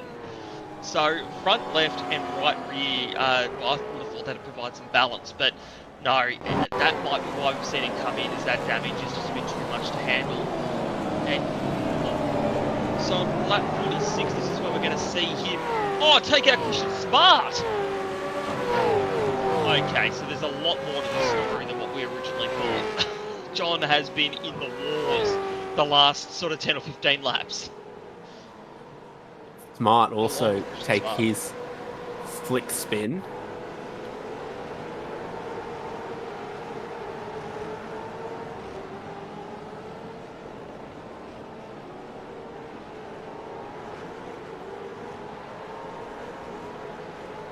Serious bit of kit on the rooftop here, by the way. Solar panels, there's a massive cooling thing there for either air conditioning, or maybe it creates the ice for the penguins at the aquarium.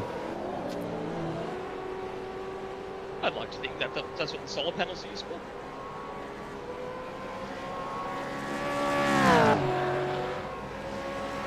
Shane Randell, who we've just seen, unfortunately have connection issues. He had them earlier in the race as well and dropped off the lead lap. He's now disconnected and is trying to reconnect, which is really unfortunate because he'd been putting himself in a good position earlier on in this one. So, and we've got damage here as well for Justin McLean. No. Excuse me, Jason Spriggs is all busted up here. So, these guys we try and make it to the end. Come on, we're nearly there. We're nearly there. It's all right. I know it's getting a bit scary. Darkness around Long Beach is a pretty daunting one to take on, but we're nearly at the end of this one.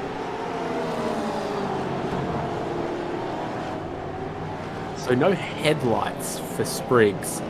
Not that it matters a whole lot just yet, but everyone else has got him. He's just behind Justin McLean. This is the Sox pedal cam. This is the Sparko Boots pedal cam with Justin McLean. So he's going to have to take a couple of downshifts in the big braking zone at turn 1, racing down the front straight in 6th. Yeah, 3 downshifts for him. Get to hold 3rd. No. Probably went up to 4th and then back down to 3rd. The fountain saw some other drivers holding 3rd. Holding 3rd there.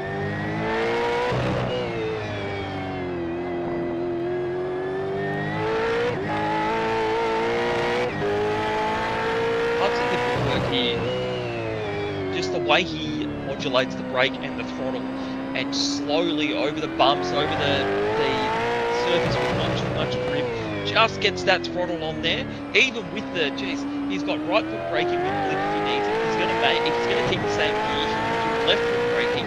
Just McLean, he can do a bit of movement coming. So flat stick here, there you go. There's the example of the other technique that he uses. And through here, managing that throttle all the way on, little dab at the brakes there with a blip to go down the gears. He's got it all figured out. Well, tricks from Justin McLean, who's not afraid to use first gear in the hairpin. Most others were staying in second. A few others were staying in third in some places where he's gone a second. So he's driving the car differently than others.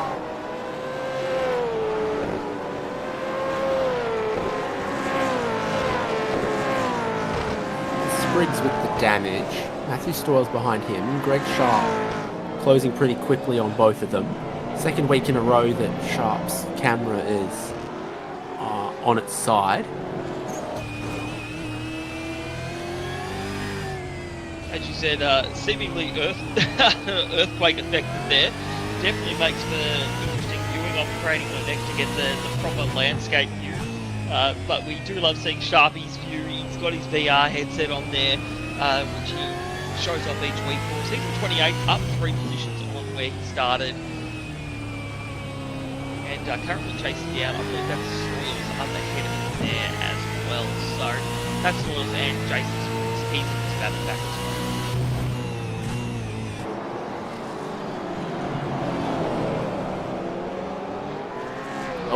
Rotors galore in these braking zones now. Very dark. It's still 6 laps to go. Sun sets quickly over the ocean on the west coast on the 1st of January, and another driver missing a bit of their front clip. Travis Hunt has Dean Flavel just behind him. Too far behind, that's Tim Mulford and Brad Doble.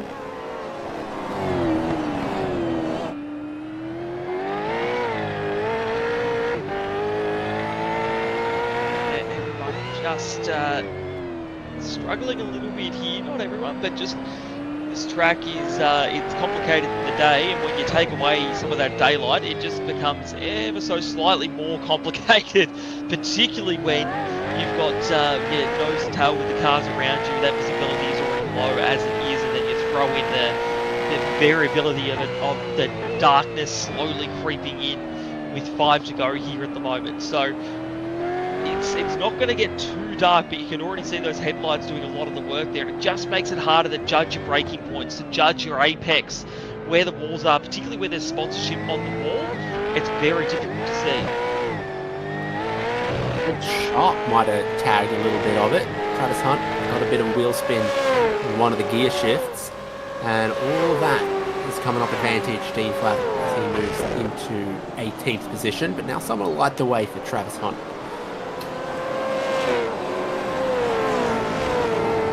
That's true. He's just purchased the headlight add-on for V8 Vets in the form of Dean Flavel.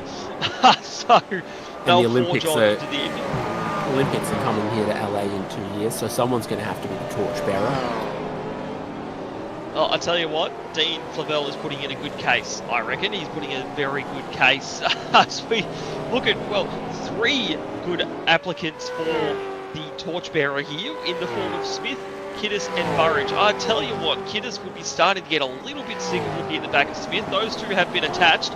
As I say that, Kiddis goes for the move as they're coming around to 4 to go here. He's decided, I've had enough of looking at the back of Ray Smith. I'm going to make that work. A little bit wide here. Burridge is right on the back of Smith, but they're all going to make it happen through the hairpin here and keep on going. Well done, Kiddis. Up another position. They are getting snap wheel spin so far down the road after that hairpin. Just seen it for Alex Kiddis there as well. Tyres are getting a little bit old for some of these drivers. About 20 laps since we had the safety car restart. Wayne Sanderson is in 10th. I believe he's been caught by Dean Logsdale.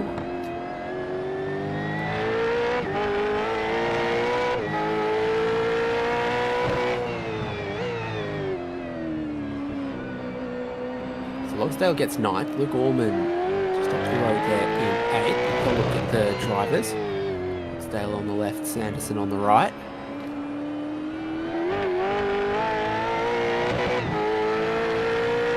Is that Adele? It is Adele in the top left there. Yeah. There's also AC/DC on the far right. So he's of got some screen. vinyl. He's got some vinyl covers on display, presumably. Either that I or would just think so. big random album artwork. I would think so. So we've got a bit of a music fan in Wayne Sanderson. Let's have a look. Unless it's used to the V8 Symphony. Alright, looking like decent collection. So I think that's Adele 21, 25, I can't remember. There's a lot of reflections on the one directly above his rig, so I can't actually make that out unless you're familiar with it. No, can't tell what that one is. I just know the one on the right is definitely AC/DC, but I can't tell the one in that far right corner either. I'll get some intel from Sanderson and see what he likes. Broad music taste though, Adele to AC/DC. So John Gallen and Justin McLean both have black flags, and I believe this is incident points at this point for Gallen and McLean. And then John Latham very slow through turn 1. So I'm going to guess contact between Gallen and McLean, both of them over the incident limit, something we've seen happen late in races before in V8 Vets. Yeah, just these last few laps when you're going for a move and it doesn't quite come off the way you want it to. That is what can happen. So Gallen is going to go down the inside here. Looks like it's a pretty fast closing margin there. Oh, Latham's in the wall. There's McLean that's just touched him. And So I think Gallen and Gallen McLean don't touch each other. They both touch Latham.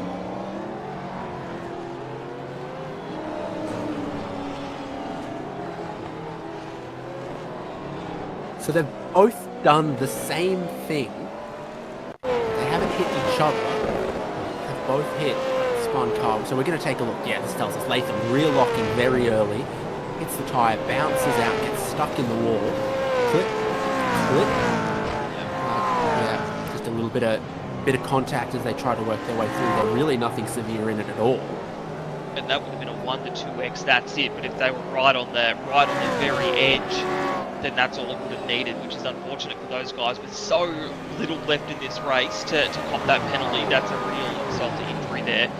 But now looking at Travis Hunt and Tim Mulford, who Mulford up 20 on his starting position is doing quite well and picking his way through this field.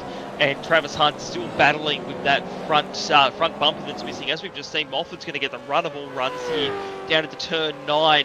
My goodness, Hunt has got no traction at all now. Mulford's going to have this one done before the braking zone. That's not going great for Travis Hunt. And Mulford takes 19th position. Wayne Walker begins the final lap of the race, and they're going to battle on behind. So that's Damon Fisher, Luke Allman passing him, Fisher way out sideways. Logsdale's looking to get another spot, but they touch going into the fountain section. Logsdale goes into the wall, Fisher's caught. Ironically, I suppose. I didn't mean to say it like that. They'll snap around, but Ricky Hyde will sneak through, so that's cost positions big time for Fisher and Logsdale. Ray Smith's also going to pick up a spot. Sean McNamara up into 6th position. And Wayne Walker is going to complete a victory lap of Long Beach with 5 races complete, soon to be 6. He has 4 wins, and it's about to be 5 in season 27 for Wayne Walker. Burnouts down the front stretch on Shoreline Drive as Wayne Walker wins at Long Beach. Yeah, great win there for Wayne. Really dominant start to finish ladder, and Paul Young will come across to complete your podium. Looking here at Ricky Hyde and Alex Kidders, 2 of our bigger movers for today as well. Coming home in 10th and 11th, provided they can just get through this last challenge of the hairpin. And trust me, it is a challenge. We've seen them struggling with that traction, but it looks like they've got that going just fine. and will come across the start-finish line there to finish 10th and 11th. And there we go as well. So Dean Logsdale will still come across 12th despite that incident. Chad Lewis, Matt Brunt, two other big movies for the day as the rest of the field begins to pile over the start-finish line after 200 kilometres at Long Beach.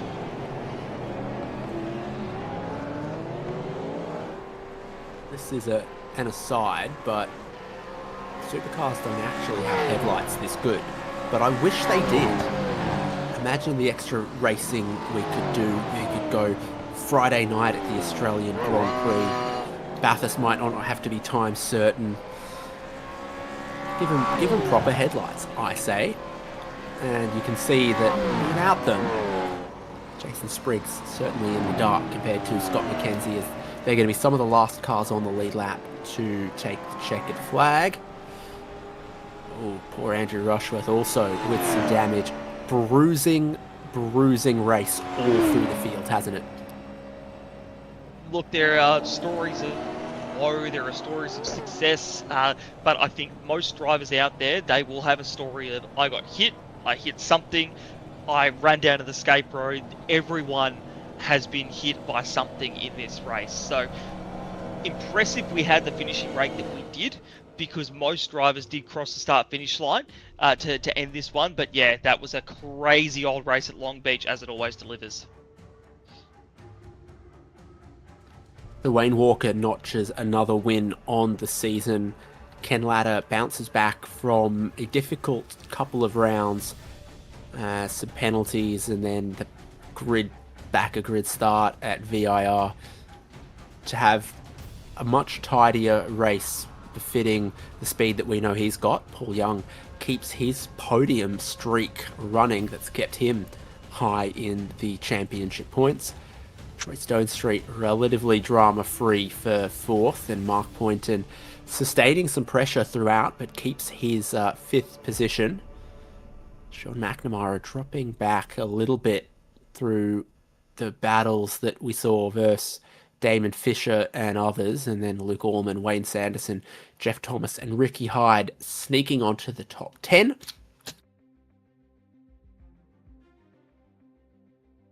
Alex Kiddis in 11th and Dean Logsdale in 12th after that unfortunate incident. Ray Smith in 13th. Chris Burridge in 14th, I think one of our people who went through a bit tonight. Damon Fisher 15th. Chad Lewis in 16th. Matt Brunt 17th. Dean Flavel 18th. Tim Mulford 19th. And rounding at the top 20 here tonight, Brad Doble. Travis Hunt 21st. David Nash, Damian Cairns, Matthew Stoyles, Greg Sharp, Steve Kennedy, Christian Smart, Jason Spriggs, Scott McKenzie, and John Gallen. Then we've got Andrew Rushworth, Justin McLean, Reese to go in 33rd, Simon Hedderscheid, Shane Randell, who had some connection issues there. John Latham, who had some unfortunate incidents in 36th. Then we start to go to some of our cars who unfortunately were finished up early in this one. Phil Manuel, Darren Goosey, and then Matt Scholes and Simon Haynes will be our DNFs for tonight as well. And David Kirby to finish this one off out early on in this race too. 41 cars, very good grid. Great, crazy race here tonight. Man, Long Beach delivered. We learned some things about Long Beach I didn't know. This is some provisional championship standings. Not everything is accounted for in this, but the race finishing order counts, puts Wayne Walker a little higher ahead. You see that Paul Young holds on to second place. Dean Logsdale, Mark Poynton, also very, very consistent drivers. Luke Allman there with fifth. Stonestreet, Doble, Flavel, Jeff Thomas, and I think Greg Sharp might just sneak his way into the top 10. There are a couple of other drivers that were around that fringe of the top 10 that didn't have a great night. Certainly wasn't good for Simon Haynes, who I think was parked up before the end. Whole podium is gonna come chat, and in 11th spot there is Ken Latta, another one of the drivers on the podium that we're going to get to. But Paul Young joins us, and Are you keeping track of the podium streak? It's been a very consistent season from you. Yeah, I'm pretty happy with the consistency. I think I've spoken to you guys every race except Bathurst for the first round, so I'm pretty happy with that. Although I was hoping the trend would go the other way, like I was going 3-3-3 second, but yeah, first seems a long way away at the moment to beat Wayne. Do you get a sense of what he does well, or is it, just a Terminator robot situation? He's just doing everything better. He's just quicker. That could be it. Maybe he's just a robot with AI. I don't know. It seems like he's so consistent.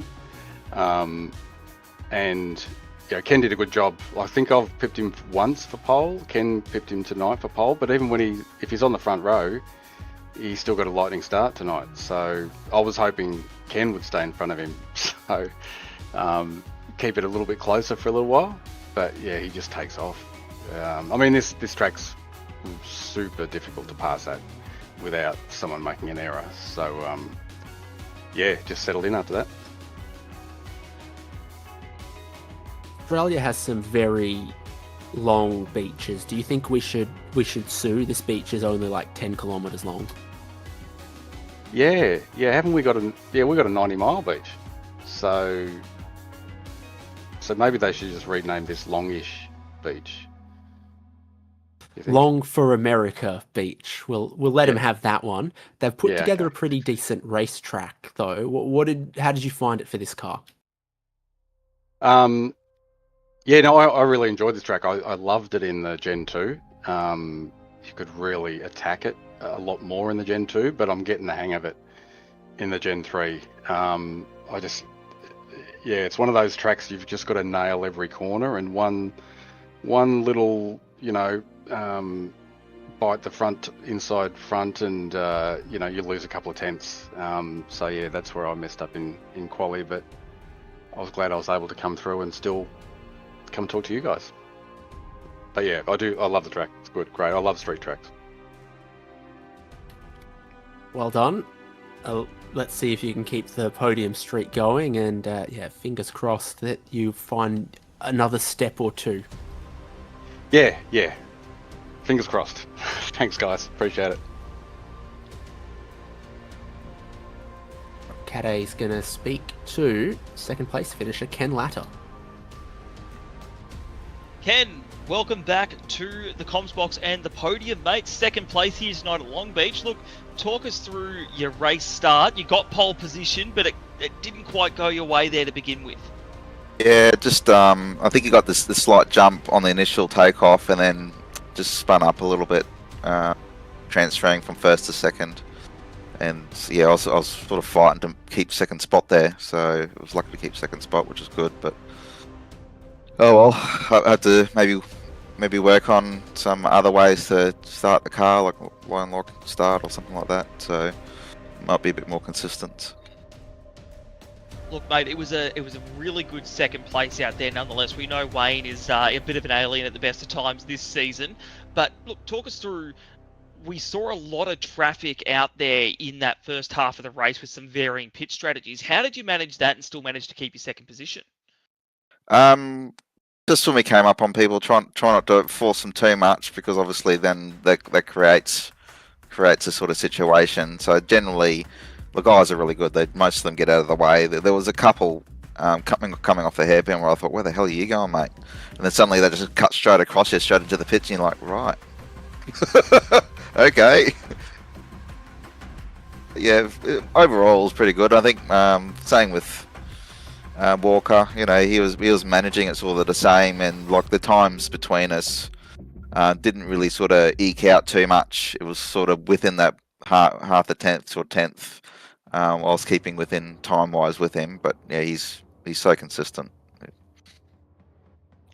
And we were just talking about that with Paul, and Hainsey theorised that Wayne Walker might be a Terminator robot style with the way he can keep his consistency going around a place like Long Beach. But on the safety car restart, I was really keen to know, with Paul behind you, mate, were you worried about him coming and trying to get an overtake, or were you just focused on getting the best start you could, the restart, and then you could walk away from it a little bit? Just trying to make sure. Like, I didn't want to push too hard on the first corner because we had quite a few laps where the tyres would have cooled down a fair bit, and you all know if you try and push too hard like you would normally would into turn one, it probably wouldn't play the game, and you end up ruining your race. But I think he was sort of saying the same. I told him to watch watch the restart as well, and I think Wayne was a little bit more aggressive with it, but that's just got to try and survive. That's the main thing, isn't it? Yeah, that's it, mate. Around street circuits, that is the aim of the game. And one last question for you. We're off to a completely different circuit next week, Circuit of the Americas and NASCAR West. How do you feel about heading there after a crazy street circuit race? A little bit more open, a little bit more flowy sort of corners. So, hopefully the change would sort of bring, hopefully bring us a bit closer. But I don't know. He's super quick there. I don't mind the track, so I think the main thing is just get there and enjoy it, and then just try and put the best foot forward again, and hopefully bring another good result.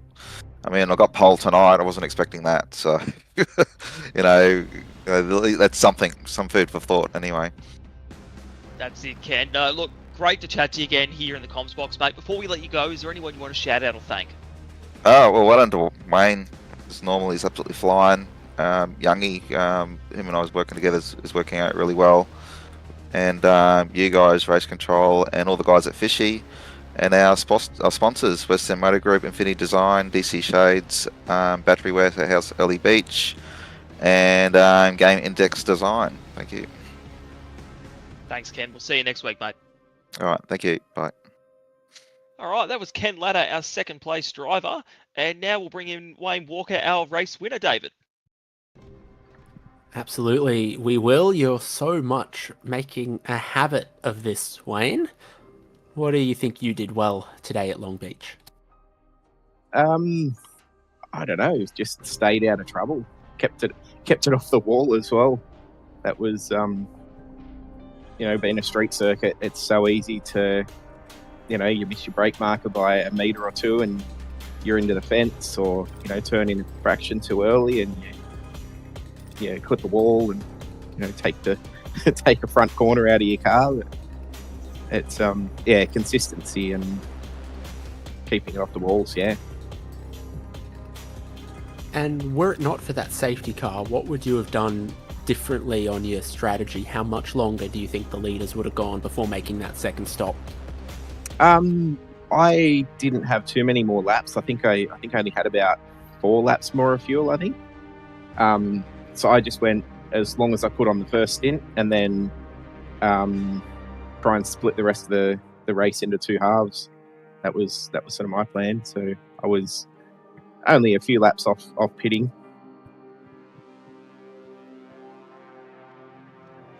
We saw a few unique challenges at this place for a bunch of drivers, even something I had never seen before, which was a slowdown from cutting too much of the fountain. Yeah, I actually got one of them on about lap 4, I think. A slowdown from cutting the fountain too much. Did your socks get wet? Not that I know of.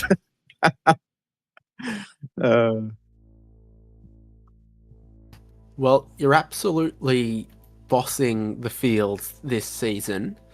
A few drivers that we thought might be able to bring it to you have either had inconsistent seasons, haven't been at every race. So what do you look forward to in the remainder of the season?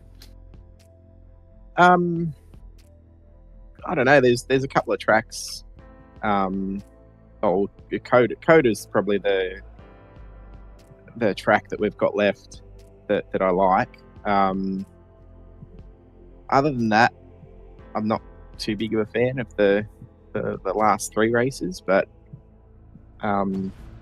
especially Nürburgring.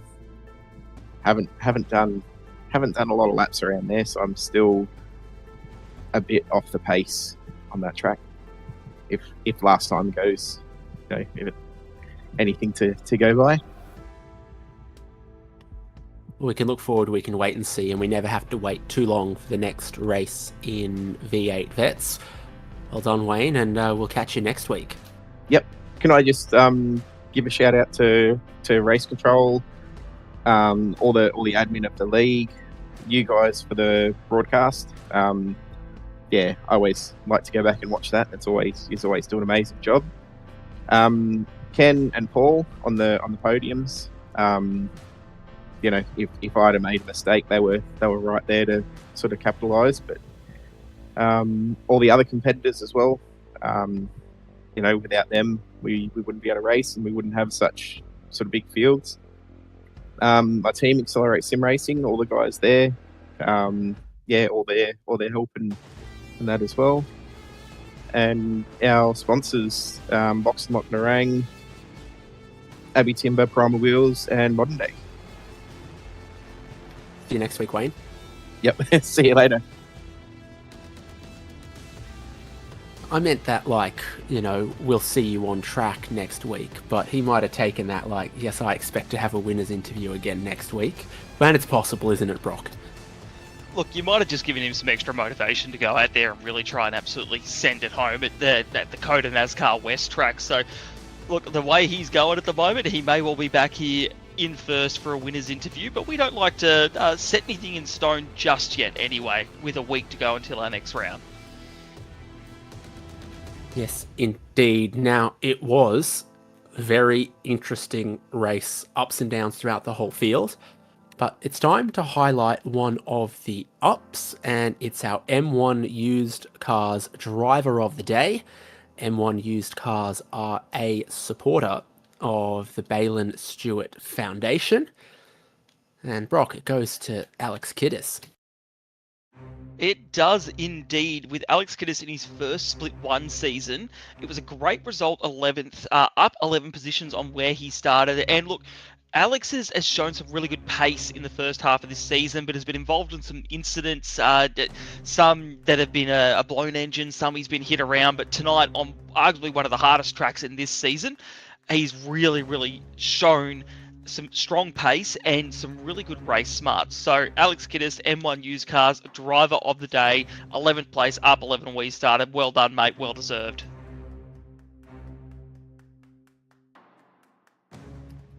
So as we said, never waiting too long for the next round of RaceKraft V8 Vets. Weekly here on SimSpeed TV. And next week, it's Circuit of the Americas, COTA West, the version of the racetrack that seems popular for this type of car. NASCAR have decided to use it. It's what supercars used back in the day, and goodness gracious me, was it back in the day, almost 15 years ago. But it will be a pretty good configuration and something a little fresh for V8 Vets.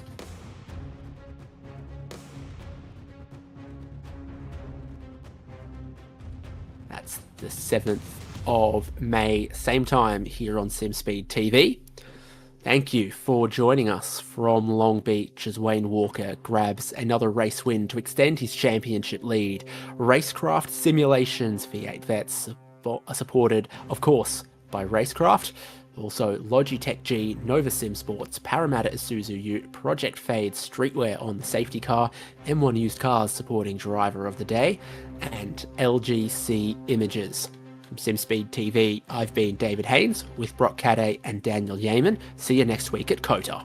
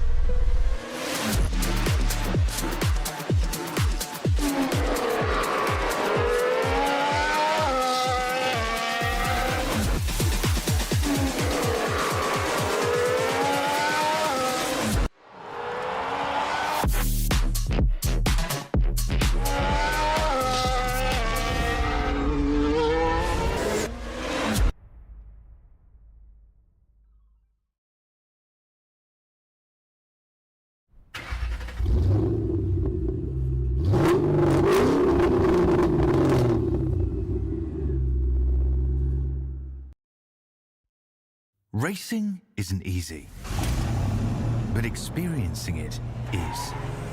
iRacing puts you in the driver's seat with the industry's leading sim racing game. Drive on laser scan replicas of the greatest racing circuits from around the world. Go head-to-head against other drivers chosen by skill-based matchmaking to ensure competitive racing at every level. Compete across all your favorite series. In officially licensed cars, engineered to deliver the most accurate driving experience possible.